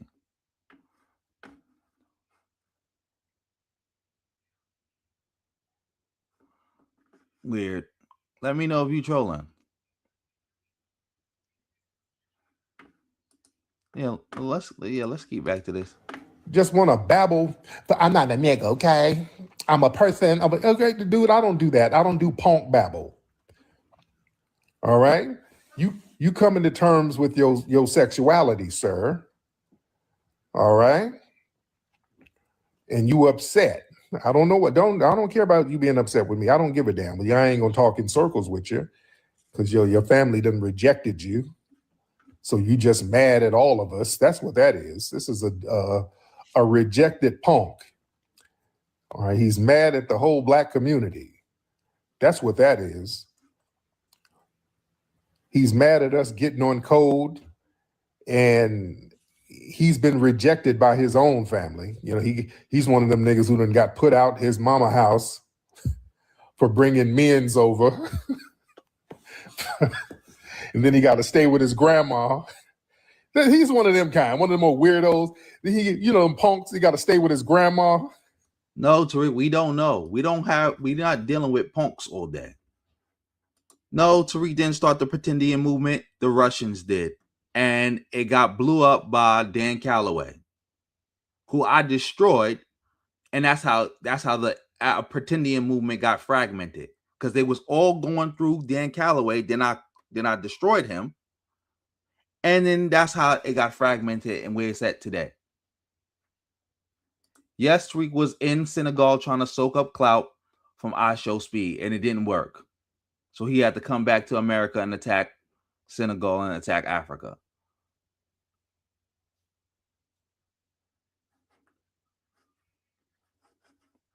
Of course, pure deflections. Pure deflections.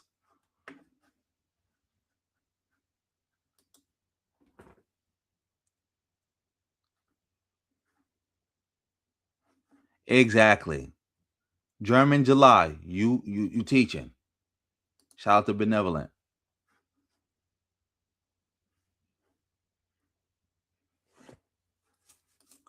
Yes, that's all Tariq is. Tariq is a blade. That's what he does. Again, now you talking. I think you telling your life story or your one of your little boyfriend story, talking about like that time one of your little boyfriends, one of your little boo things got put out their house, their mama house, because they snuck you over. and then y'all had to start meeting up at the grandma house. Yeah, I think that's the case. I think that's the case. But yeah, let's keep going. Shout out to everybody in the building. And you know, your grandma's gonna love you regardless, but the grandma throwing hints at his ass. Rever, I was washing your clothes. I saw a lot of boo-boo stains in your drawers, baby. I saw some boo-boo stains in the front and in the back. Now, baby, I don't know what you do out there. It ain't none of my business.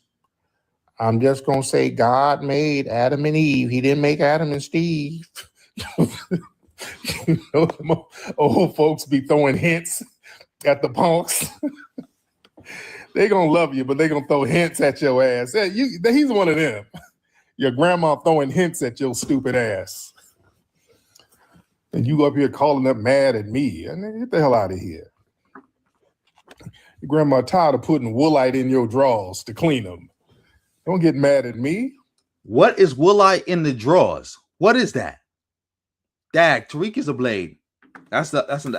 Tariq is a total blade. He coming up with new gay terminology and new gay tactics that I never even heard of. He said woolite in the drawers. And you said, wow, are Africans coming to America versus Americans coming to Africa? Because they coming to America because it's opportunity in America. Opportunity that was robbed from them in their homeland by America and other European powers. There you go. That's simple. Same reason why everybody does. Why are there so many Indians in the UK? The UK was robbing and raping and robbing and looting India. That's how that go. Next question. Oh, we got a new member. Shout out to the new member of the channel. Much appreciated. Family, if you want to become a member of the channel, all you got to do is hit that join button and become a member. Much appreciated. Yep, Tariq was raised by his grandma. There's a lot of projection going on in here. Like I said, Tariq is either talking about himself or he talking about one of his little boo things. Who was telling Tariq like, oh, you got me put out my mama house. My mama knew I was sneaking you in the house. You got me put out. Now I'm at my grandmother's house. My nosy ass grandmother. She be washing my drawers even though I told her not to. She talking about all the boo-boo stains. She putting lenite in my drawers. Tariq, this is your fault. He just recanting the story. Shout out to Vegeta in the building.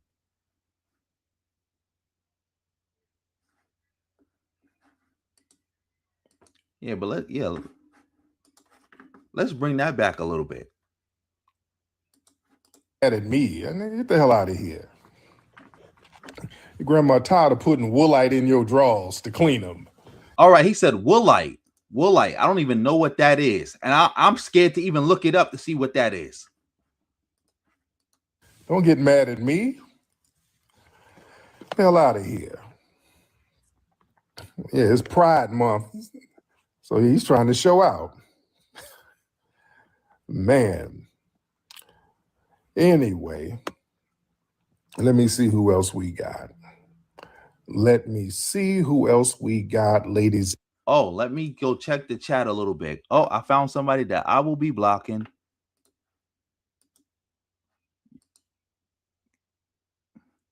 Did I block? I just deleted the comment. I meant to block him. Dag. Oh, yeah. The first time I heard the word bussy was from Tariq too, if I'm not mistaken. Yeah, I think so.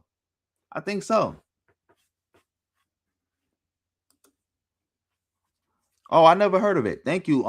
Speak drum report. All right. Cool.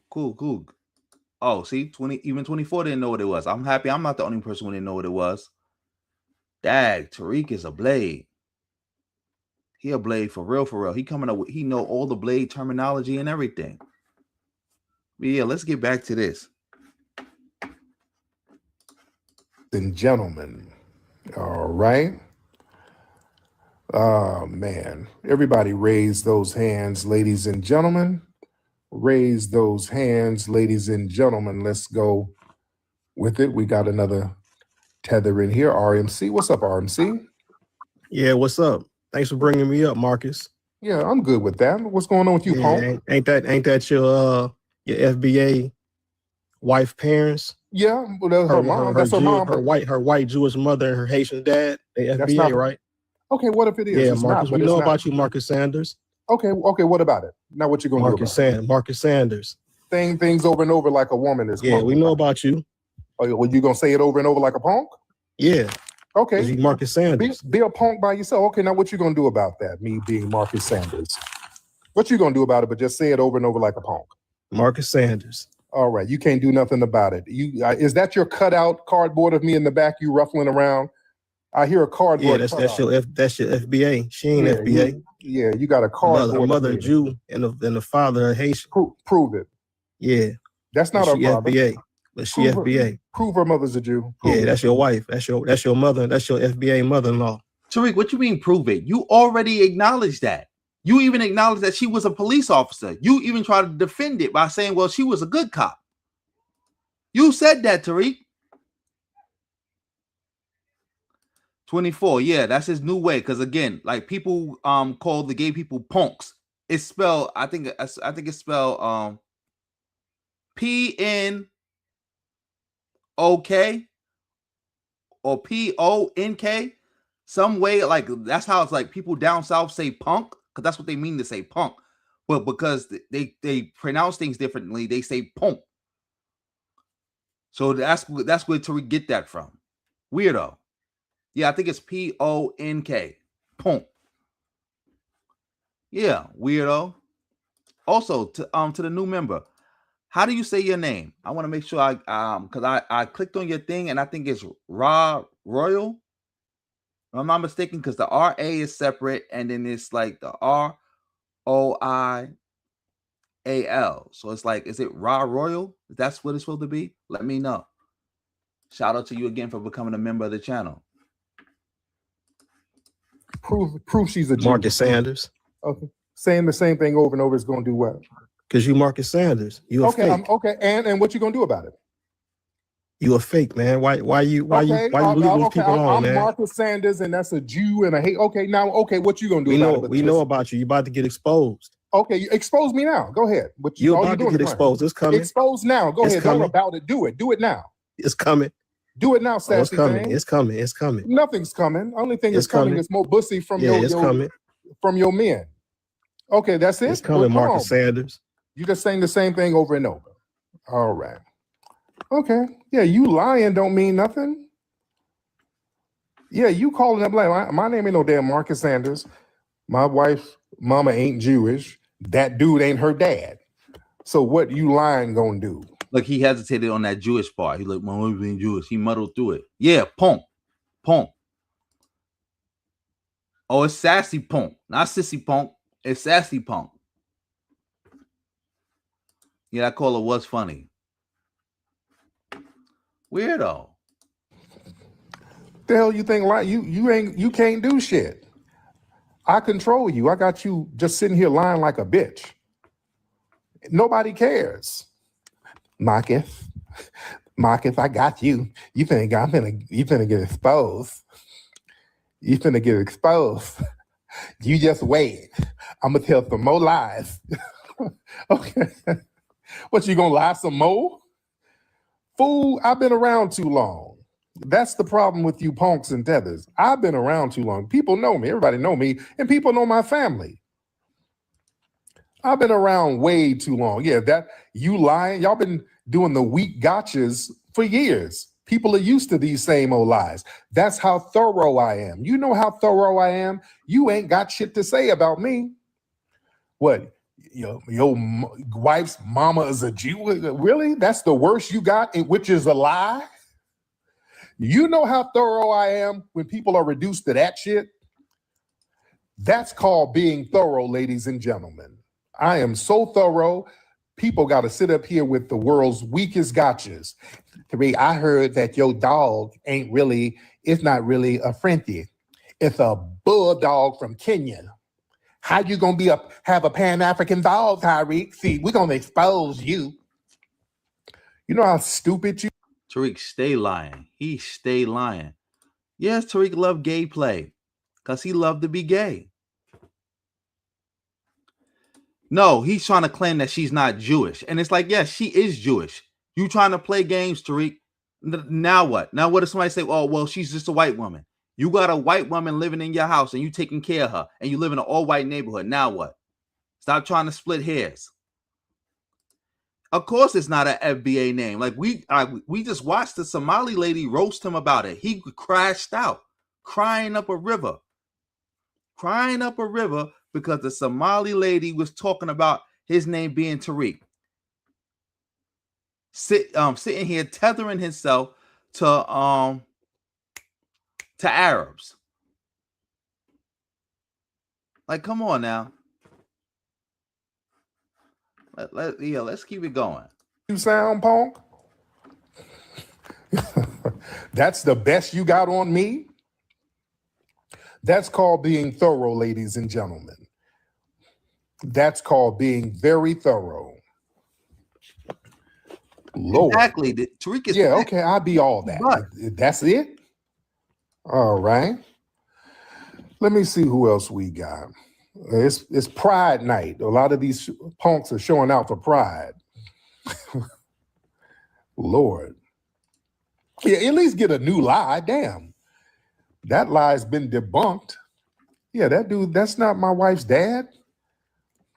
And even if it was, it would shit. You can't do shit about it, but that ain't even her dad. But if it was, you still couldn't do nothing about it. Yeah. Nobody could do nothing about it. Because again, you're running a cult and you get to pick and choose who is and who is not FBA. So you could have easily been like, well, yeah, Peanut's dad is Haitian, her mother is Jewish, but I said she's FBA, so she's FBA, and everybody would have just rolled with it because you said so. Shout out to everybody in the building. You still a musty tether and a punk. All right. Good Lord. Yeah, punks hate Father's Day. Yeah, it's Father's Day, and these punks are very upset because their dads rejected them. Their dads ain't in their lives, so they're very mad for Father's Day. They're very, very mad. And I'm a very good father. I take care of all my beautiful children. So I represent fatherhood. So I'm representing the absentee dad that wasn't there. Well, your dad left because you was a punk. You shamed your father. Your father wanted to play football with you. He went outside in the back to throw the football, and you came outside with some pom-poms. You wanted to be a cheerleader. You disappointed your dad. So yeah, get mad at your family. Don't get mad at me. Your dad wanted you to be. Yes, FBA is a cult. It's a cult. It's not even a group. It's beyond just a regular group. It's a cult. It's a cult now. Full-blown cult. Full-blown. Shout out to everybody in the building. Shout out to everybody in the building. A Dallas Cowboy quarterback, but you wanted to be a Dallas Cowboy cheerleader. You wanted to bussy pop with a skirt on. So, Dad, stop fucking with you. Don't blame me. I'm exposed you, Tariq. There's a daddy issues. And the nigga talking about he gonna expose me. He got on a cheerleading outfit right now. I heard some pom-poms shaking in the back. That was me. I'm the one who put out the video showing Tariq trying to be a Crip gangster rapper. I was the one who put that out there. That was me. That was me. I did that. Shout out to everybody in the building.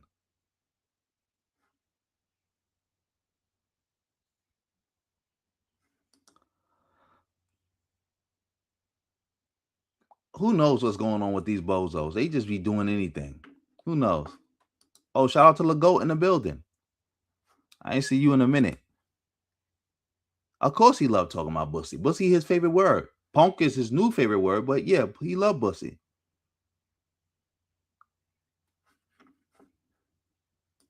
Tariq was never a pimp. He was pretending to be a pimp. That's the funny part about Tariq. Tariq was pretending to be a pimp. He was never a pimp. That's what's so funny.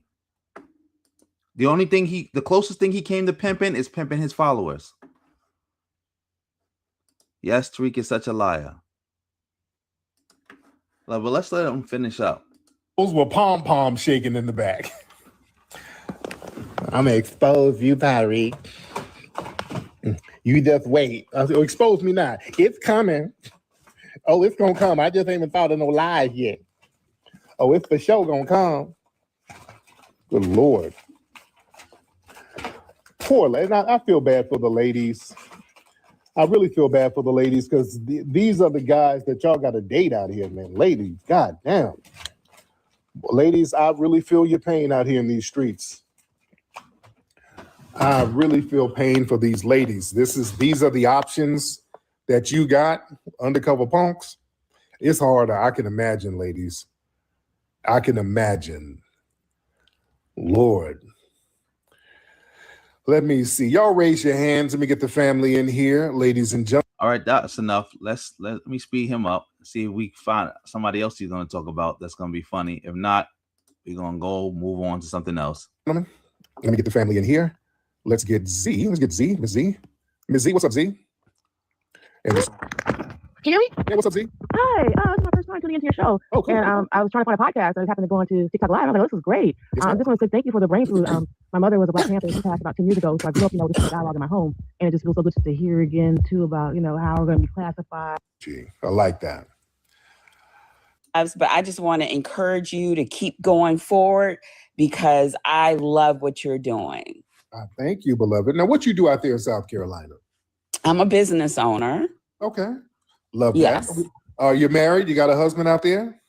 She's like, oops. She took it. She paused it off. This is in her third trimester. She got pregnant and shit. Like, god damn, boy, them Atlanta studs. Man. Dad, he can't stop talking about gay stuff. He just all consumed with the LGBTQ community. Well, shout out to everybody in the building. Shout out to everybody in the building. We're gonna touch on maybe one more thing before I get up out of here, because again, it's kind of late.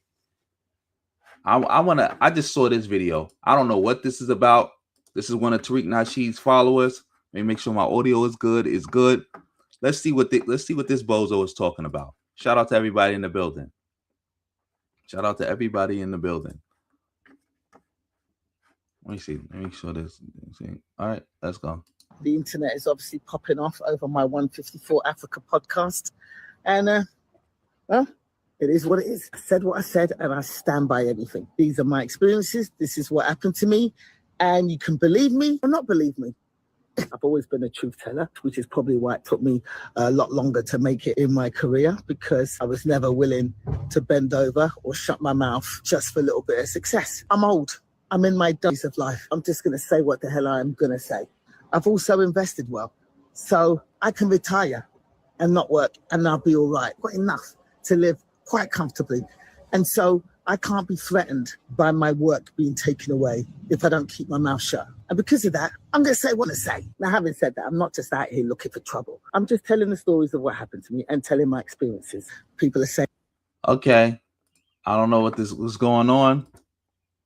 I think she did an interview and it's like upsetting people, but yeah, we're going to keep going. We're going to keep going.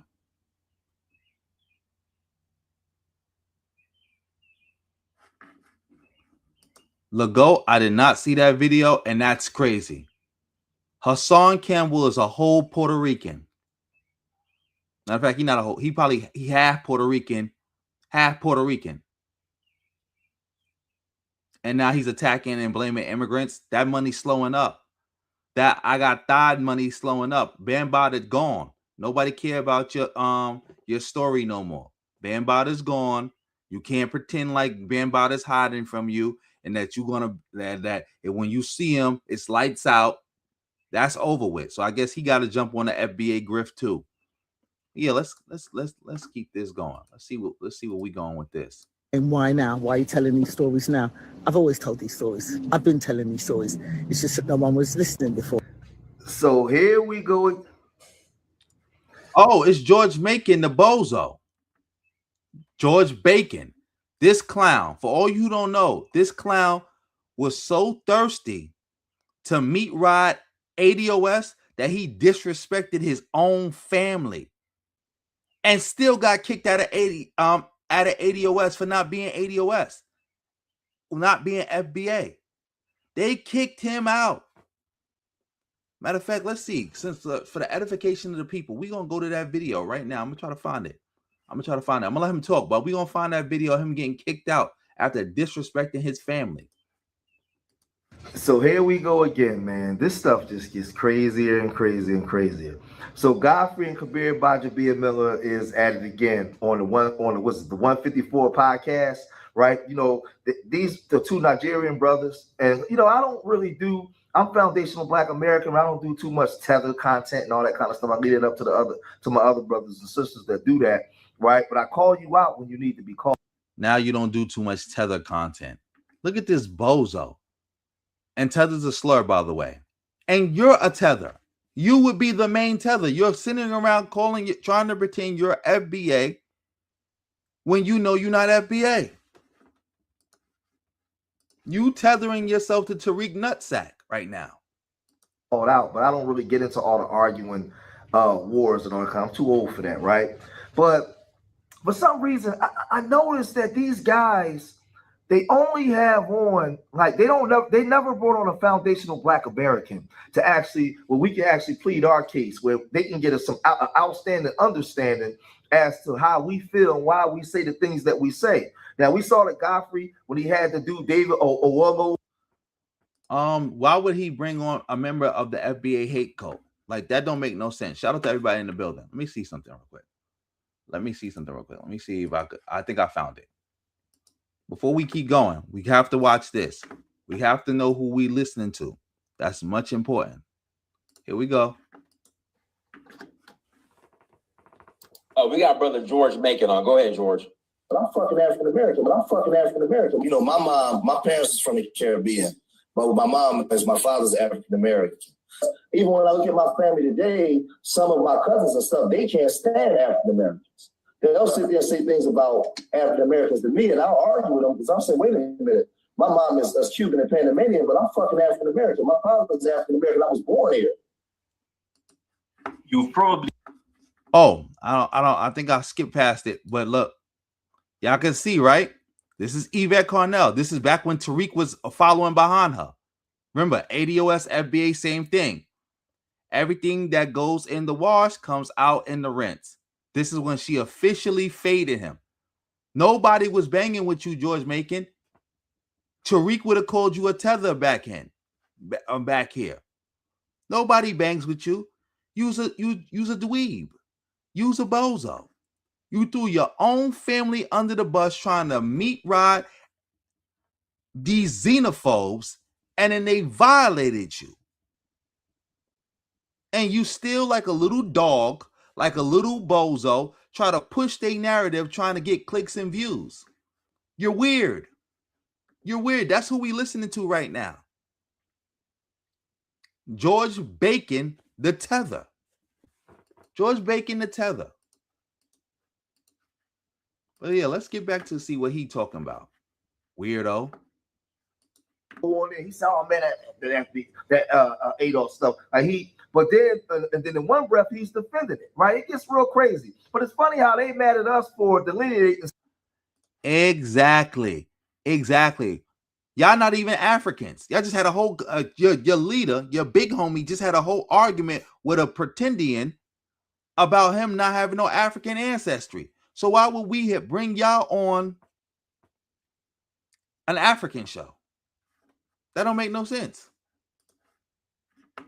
Separating ourselves because of the decades of disrespect. But we've been saying, like, Caribbeans and Africans don't get along. They've been beefing forever over there, especially the Windrush generation. They've been beefing forever over there in London, right? What does that have to do with Black people in America? Like,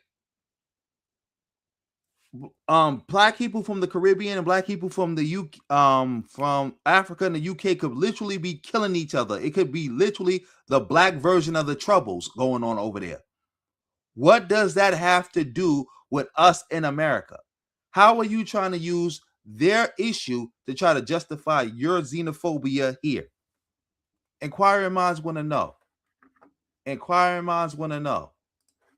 Like 5% of the population, they still couldn't get along. They bring that same mentality, a lot of them, not all of them, But a lot of them bring that same mentality to America on us, and we call it out. We're divisive. We're wrong. It's funny how they all come together to gang up on us for calling them out when we can see they.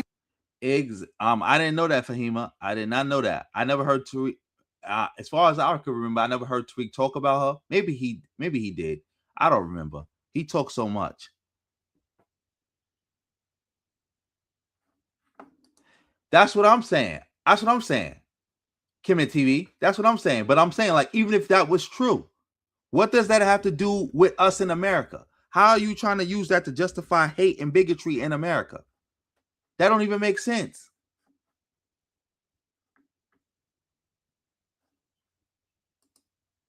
You know that white woman ain't letting him wash no chicken. That's out. That's out. He ain't washing nothing. He ain't washing nothing. That's out. Oh, shout out to Raw Royal. Is that how you say your name, bro?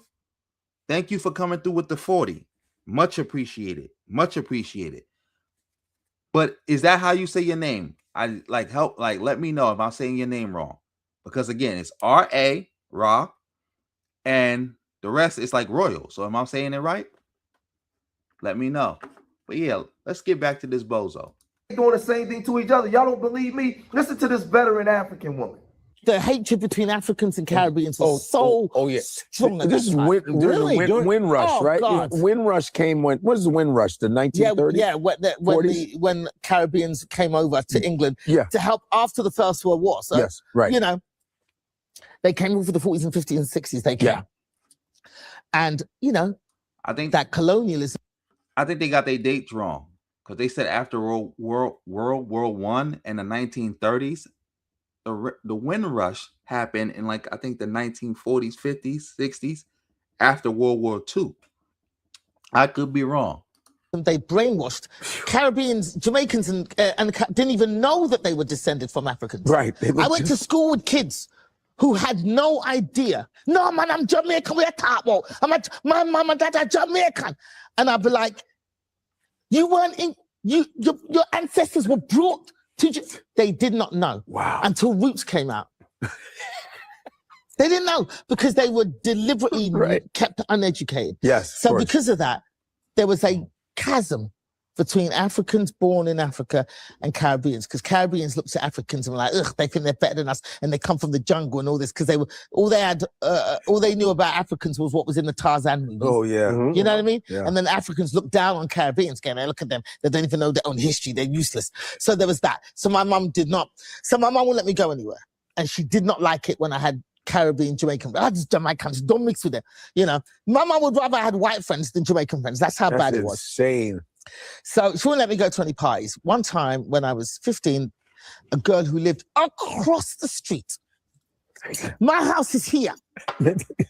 This girl's house is there, right there, right across the street. Everything's so close. You know, you can't go to anything that's so close. She had a birthday party. Oh, good. Okay. So, how old were you? How old were you? 15. Damn. Okay. Yeah. She invited everybody in the class to the birthday party. There was another girl, Muslim girl, whose parents also didn't let her go anywhere. Oh. So I bonded with her on the fact that we were never allowed to go anywhere, because all the other friends used to get to hang out weekends and stuff, and we'd sit and commiserate and go, well, at least, you know, I was kind of, you know, I had that Schadenfreude. I'd be glad that she was miserable too. You know what I mean? So as you can see, her folks, her mother, her own. Like, what's going on with this weirdo? What's going on with this weirdo? Like, you're weird. And about Garfrey, I feel like Garfrey was playing both sides of the fence like Poetic Flacco, but now that he's being attacked, I'm pretty sure he's going to be off that.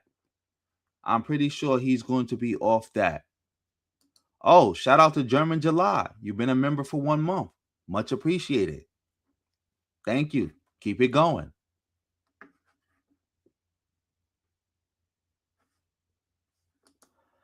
Shout out to 24 in the building. Yeah, I heard something like that too. Because again, like I did hear like there was like kind of a little rift in the community. I heard that too, Vegeta. I heard that too. Like there was a rift between Caribbeans and Africans in the UK. But it has gotten better over time. Just like there was a rift in Canada. There was a rift in Canada too. Like these things happen. But we like she was saying, a lot of that came from people being misinformed via white supremacy. So all's well that ends well. So as long as that riff is gone and people are coming together, that's what's up. Because I'm from New York. There has been little times here and there when there has been little rifts. Because again, I'm from Brooklyn, not just from New York. I'm from Brooklyn. Brooklyn, the most Caribbean place on earth outside of the Caribbean. It never really got like bad with people couldn't go places and people was like didn't want to hang out with each other and people was dying and stuff. But there has been little rifts here and there because throughout the history of New York, you have waves of immigration and migration. So these are different groups of black people meeting up who never like had any dealings with each other. So, you know, there will be some type of confusion, but you know, we get past it. We get past it. We get past it. Somebody called George Macon Mike Tyson. Mother said that she would rather her hang out with W folks than other black people, than the Jamaicans, right? No matter what they was going through, because she always talked about all the racism she experienced, right? And the people, this thing is crazy. They mad at us for delineating, because we see as black Americans, we've been under the foot of this. Yeah, this is why I can't listen to these bozos. Delineating, that's what you just said. Y'all be having me mispronounce words all the time because I be listening to y'all and then y'all pronunciations get into my mouth. Pause. It's like, come on, man. And again, why does her story make delineation in America legitimate when that ain't got nothing to do with us? Nothing. Nothing to do with us. Man. So we already see them coming a mile away. And we was always trained that when you come to America and you black, you was with us until you showed us that you wasn't. Right? We always had our arms open. That's why you have a Farrakhan. That's why you have a Exactly, Fahima. Kids tease people all the time. Like I tease my family from the South. When my family used to come visit us from the South to New York, I made fun of them ruthlessly. I didn't hate them. I didn't hate Southerners, but I made fun of them. They talk different. They dress different. We made fun of them. It just is what it is. It was never hate.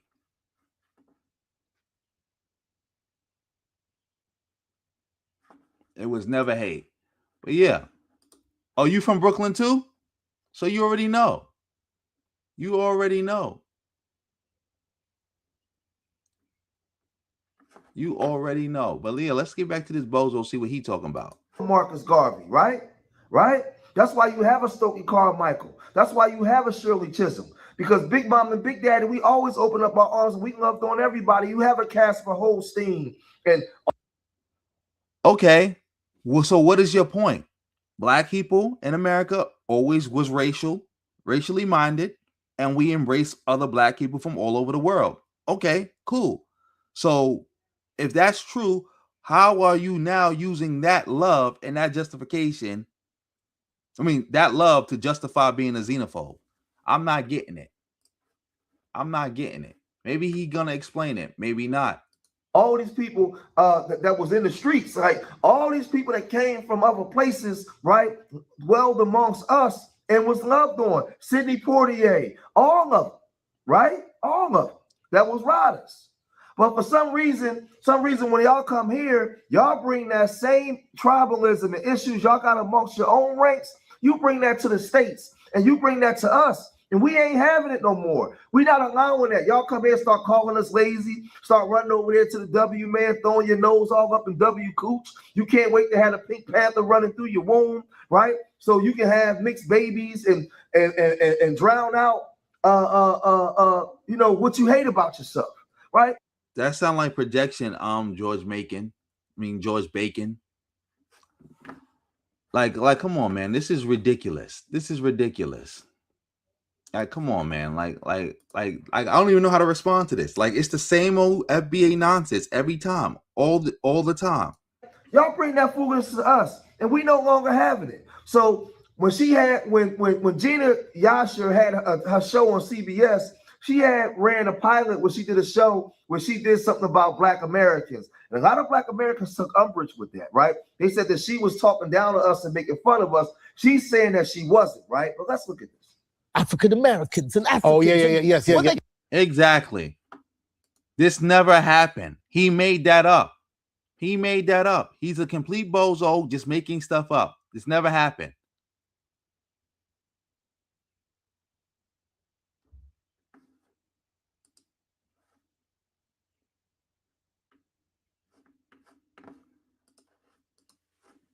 Like, let's get back. They call it the FBAs versus the foundational Black Americans. So I slipped in a lot of stuff like that. Yeah. Again, also, I don't like how Godfrey keeps platforming FBA. Like, you asking like real famous people about FBA and ADOS. Like, stop bringing these bozos up. Like, you can talk about them without even like talking about them specifically. Because you lightweight, you're not even lightweight. You are legitimizing them. Because look, you just use FBA and stuff like that. Now she's using FBA interchangeably with African American. That's not what we want to hear. That's not no. Show without them knowing. They didn't get it. Right. But I slipped in some stuff to say, look, guys, we're all one. I mean, people took it wrong. Like there was one episode. This is the foundation of this episode. 154 is to bring all of us together because there was that murmur. And it was just like, this stuff was manufactured in a lab somewhere. Yeah, exactly. This should not be a real thing. So I try to slip stuff in there to discuss it. And you know, I started some discussions. There was one episode where they misunderstood completely and they came for me hard. There's an episode where my character was like, oh, you know, Abishola has been followed by this white man. The top is the white man. The bottom is the African, you know, that whole thing. But that's how old school Africans think. Yeah. And then I had the other character, Gloria, the African American nurse, say, you're talking nonsense. Yeah. If you get stopped by the police, you think they're going to go, oh, I'm from Benin City. You're still black. It don't make no difference. So I had the other. Oh, you watched this show? Again, I believe you, Fahima. Like I said, I never, ever listened to none of the FBA bozos. I never. Like, if I see FBA attacking somebody, I'm pretty much automatically on their side at this point. If I see them attacking somebody black, I'm pretty much automatically on their side until otherwise. Till I see otherwise.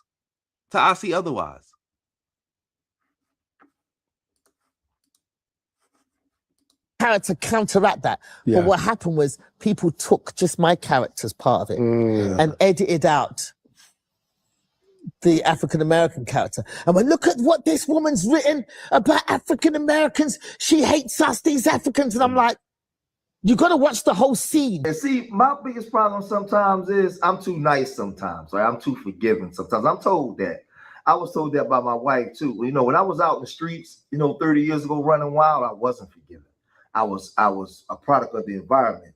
When I changed my life and got civilized and got married and had some children. Shut up, George Makin. You was never that. You a bozo. I think you trolling, so I'm gonna have to put you on timeout. Yeah. I'm gonna have to put you on timeout. Nigerian food is not nasty. Not at all. You made that up. Children and all. Shout out to everybody who eat jollof rice. Shout out to everybody who eats suya. If you know, you know. That kind of stuff. I get told by my older sister. I get told by so many people, man, you too nice, man. You too nice. So I was willing to give her the benefit of the doubt until I heard like other people break this down. I was like, no, George, this is what she was saying. Then I heard Tariq Nasheed, and I was like, oh, okay, I get it. I don't know. I'm just a forgiving person sometimes. In this part of my life, right? But you stay on Tariq meat, bro. You stay on Tariq meat. Watch when Tariq find out that you that about your ancestry. Watch, he gonna call you a tether. But when I heard the full breakdown, because mind you, I had never saw the show. So, but when I got the full skinny on what the show was about and the way we was being portrayed, I said, oh, because y'all know I can go in when I need to go in once the truth is revealed to me. But when I didn't have the full truth, I was being forgiven. You know what I'm saying? You know, I got the spirit of the Most High in me, man. I love black people, so I was, you know. But once I got the truth, and a lot of my FBA family actually showed me like what this thing was about and what she was portraying. I saw it. I said, oh nah, I ain't going for that. So Tariq Nasheed, you know, he said this. He's a bozo. WT, I think you're right. I think you're right, WT. I think you're right about Garfield on that one. Oh, you say you're getting ads? Is anybody else getting ads? Because again, that's the reason why I'm having trouble like seeing people names, because I got like a split screen right now. Because for all you don't know, I found out that when you stream directly through StreamYard, you're supposed to also be streaming through YouTube too. If you don't, YouTube can just run ads if they want to. They don't pay you for it and none of that. So let me know if you're getting ads so I can go check this YouTube side of my screen to see what's going on with that. Yeah, I'm live on both channels. I'm definitely live on both channels.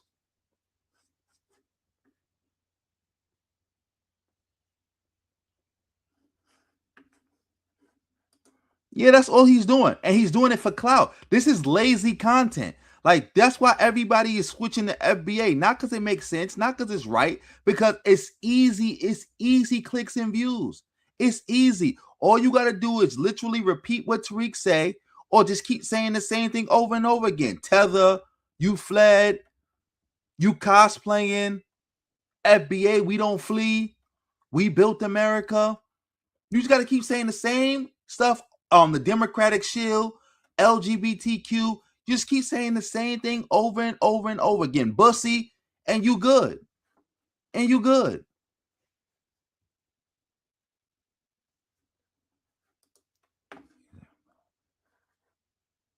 What kind of rice and beans was that? What kind of rice and beans was that? Let us know. What kind of rice and beans was that? What kind of rice and beans was that? This is horse crap. This is horse crap, ladies and gentlemen. What now the trope, what she's trying to say is that, oh, well, they were trying to, she was trying to spark a conversation. We're just so dumb. We took it wrong. We didn't take shit wrong. We saw it for what it is. You were shitting on us on that show. That show was crapping on foundational Black Americans. We saw it for what it was. We didn't miss nothing. Oh, we didn't just get it. It wasn't so highbrow. It just went over our heads. We didn't take nothing wrong. We took it exactly how it was. These are the same people who sit up here and say Akata ain't a bad word. These people really think we're dumb. They really think we're damn dumb. We saw the vitriol and the disses, all that, the baby mama. How come, okay, if you want to talk about conversations and let's spark a conversation, how come you ain't talking about the goddamn paternity fraud? Oh my God. Oh my God. I'm hungry now too. This is making me hungry. Like, this is weird. Like, this is weird. Let me see something. Let's see what Fahima said. Yeah, that's what I said. I don't believe this, bozo. Oh, thank you. Soy. Yeah, thank you. Yeah, I don't believe this, bozo. I do not believe him. I do not believe a word that's coming out of his mouth. Like, again. Nigeria. That's where the baby mamas are. Nigeria has one of the top paternity fraud rates in the whole world. If you want to talk about a damn baby mama, you ain't saying that on the show. Notice you ain't doing no negative anti-Nigerian or anti-African stereotypes on the damn show. All the negative stereotypes is us talking about. You ain't dumb. We ain't dumb. We see it. You don't say nothing negative about Africa or Africans. Everything is you hardworking, you're disciplined, you're a future doctor. Everything is positive with you. And y'all been doing that for decades. And you're mad because we're calling you out with it now. Yeah, if you want to have it balanced and fair, talk about the festival that happened in Nigeria. You ain't bringing that up. You ain't bringing up all the scams. You ain't bringing up all the orphanages in your damn homeland. You ain't bringing up all the bush meat.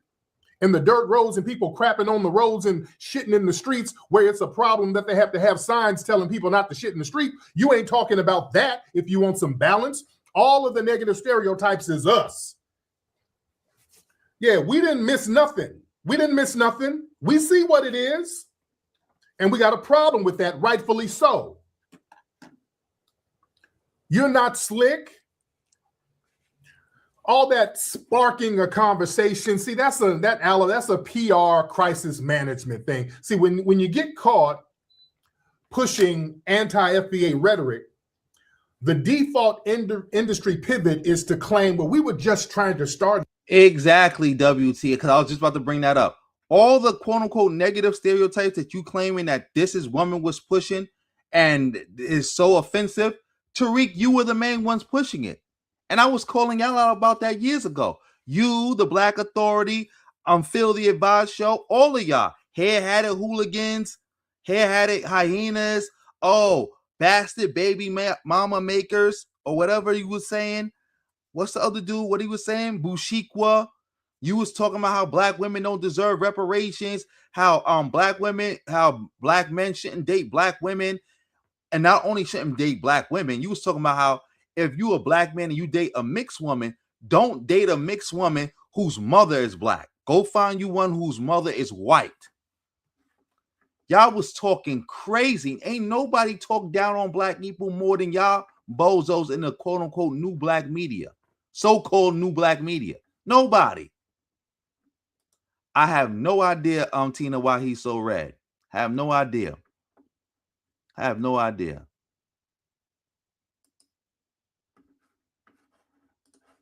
The dialogue, no, writing disparaging tropes about foundational black Americans, all that baby mama bullshit, portraying us as culturally inferior to African immigrants, that ain't a conversation starter.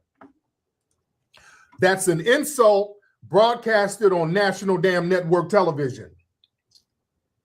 So now you want to try to rebrand your disrespectful writing as some kind of high-level social commentary because the backlash is threatening your future marketability right now and your brand partnerships because we ain't rocking with a lot of y'all like that.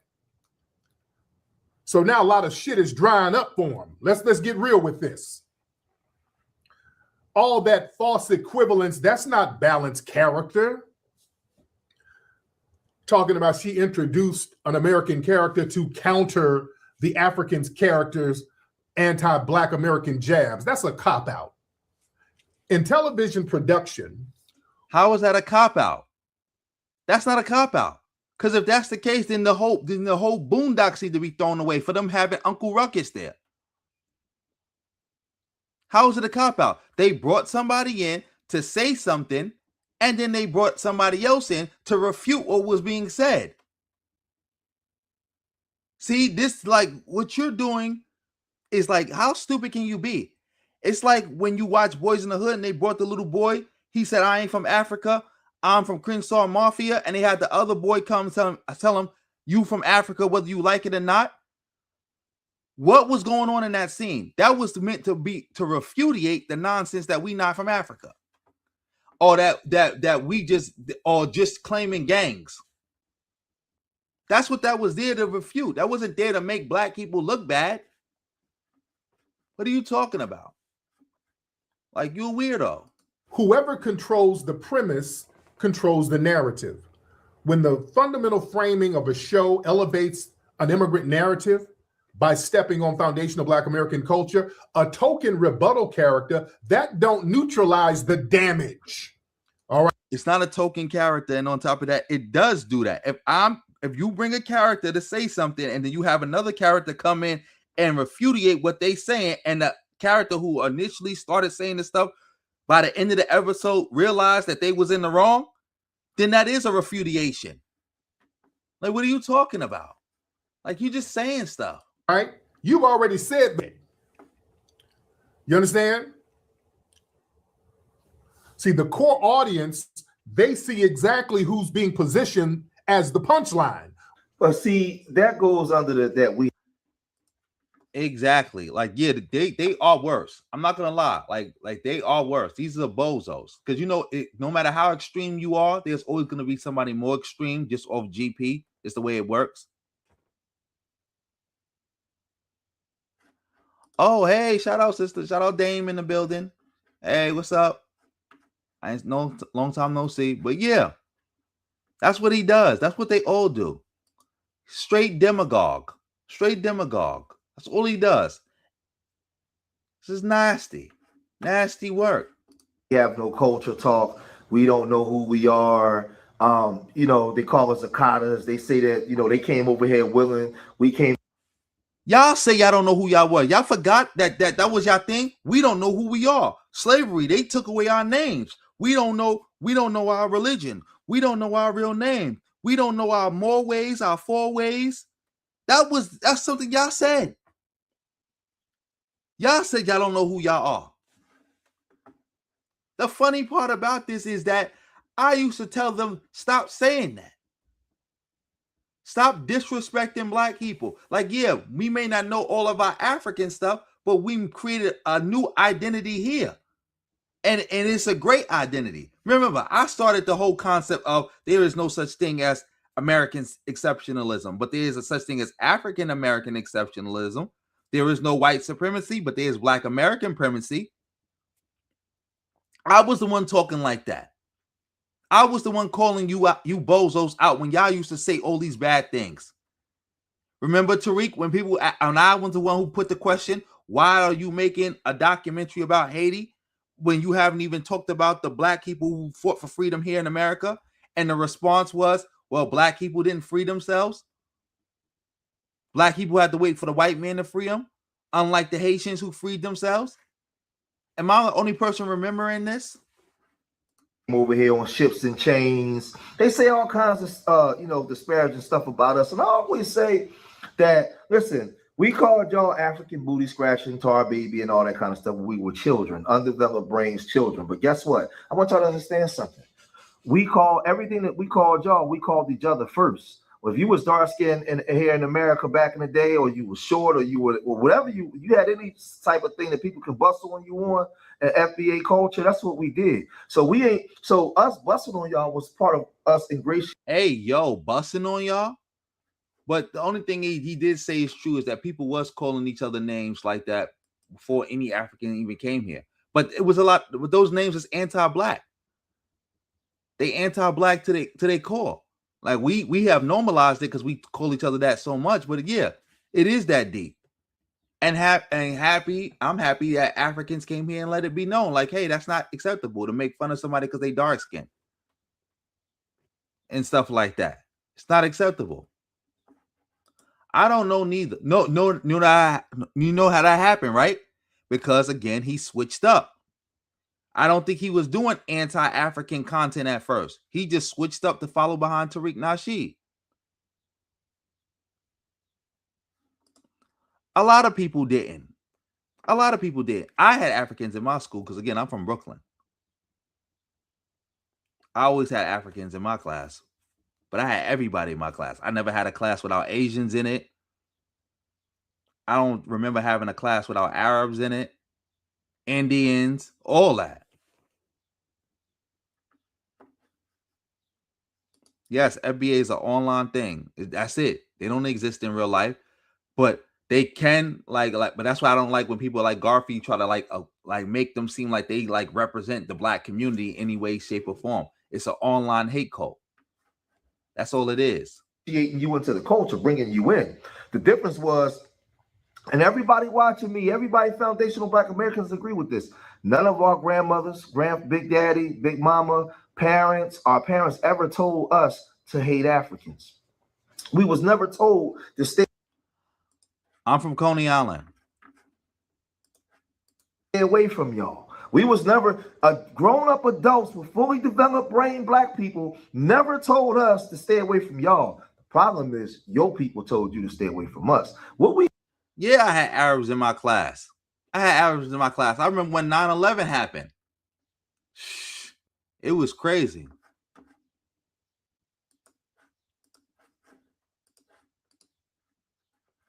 did as children was children. But as grown-ups, grown-ups told y'all to stay away from us. Our grown-ups wasn't practicing that. They wasn't knowing that. They wasn't knowing none of that. Right? So y'all ain't got no excuses. Y'all brought that. Maybe they grown-ups told them to stay away from y'all because y'all was calling them African booty scratchers and calling them tar babies and making fun of them because they was dark-skinned. Could that have been the case? Because I would definitely tell my kids to stay away from anybody's kids who talk like that. Maybe that's the case. Inquiring minds want to know. Delineated behavior and tribalism over here, and then want to blame us when we say, hey, we don't want no parts of it no more. But y'all gotta let me know what y'all think, man. If you made it this far in the video, hit that like button, subscribe to Street Media TV, leave your comments in the comment section. Remember, I love y'all. Till the next time, peace. You's a bozo, and I definitely don't love you. Oh, so you close. So yeah, you close to where I'm at. I'm not over there no more though, cause like I moved. I lived in different parts. Like again, I lived in different parts of the city. But yeah, that's where I'm like from.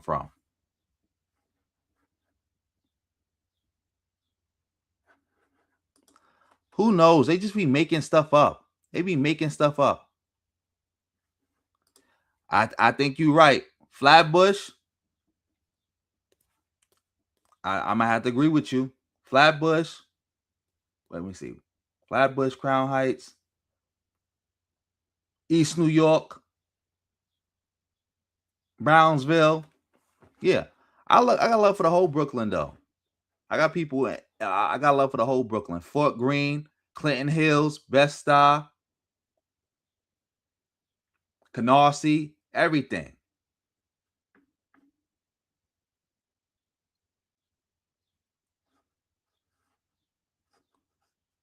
Yeah, you already know. But yeah, it's getting late.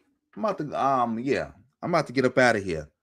Shout out to everybody in the building who came through rocking with me. I know I started like at 2 something in the morning. Like I said, I've got my kids, they out of school. So they with me. I'm out, they out. So yeah, we about to dip out of here right now. Family, also make sure you subscribe to my second channel if you can. Also, if you want to support the stream, PayPal, Cash App, Super Thanks, Venmo. I take it all, whole lot of ones with a whole lot of nuns any day of the week. Make sure y'all hitting that like button on your way out. And let's give out shout outs. Shout out to Vision for coming through with the jewels. Thank you for sending them gifts. Much appreciated. Shout out to Zoom B for the $1.99. Shout out to That's Amazing for the coming through with the 5. Shout out to That's Amazing for coming through with another 5. Shout out to That's Amazing for coming through with another 5. Shout out to That's Amazing for coming through with another 5. Shout out to That's Amazing for coming through with his 5th 5. Shout out to 24 for gifting 10 people memberships. Family of 24 gifted you a membership. Make sure you hold on to that membership. Make sure you thank 24 and make sure you keep it going. You might want to downgrade it. If you might want to upgrade it, but keep it going. Shout out to 24 for coming through with the 10. Shout out to Red Pill Zulu for coming through with the 20. Shout out to Raw Royal for becoming a member of the channel. Yeah, family, you could become a member of the channel yourself. Just hit that join button. Shout out to Raw Royal for coming through with the 40. Shout out to Germany, July, for being a member for 1 month. I think you are like a level 2 member. Shout out to you for that. Make sure you keep it going. Anyway, family, like I said, I'm gonna be out. Good morning, good afternoon, good evening, wherever you at. Salute to you. Hopefully your day is blessed. Your family is blessed. Thank y'all for rocking with me. And again, I'll see y'all later. And on that note, family, peace.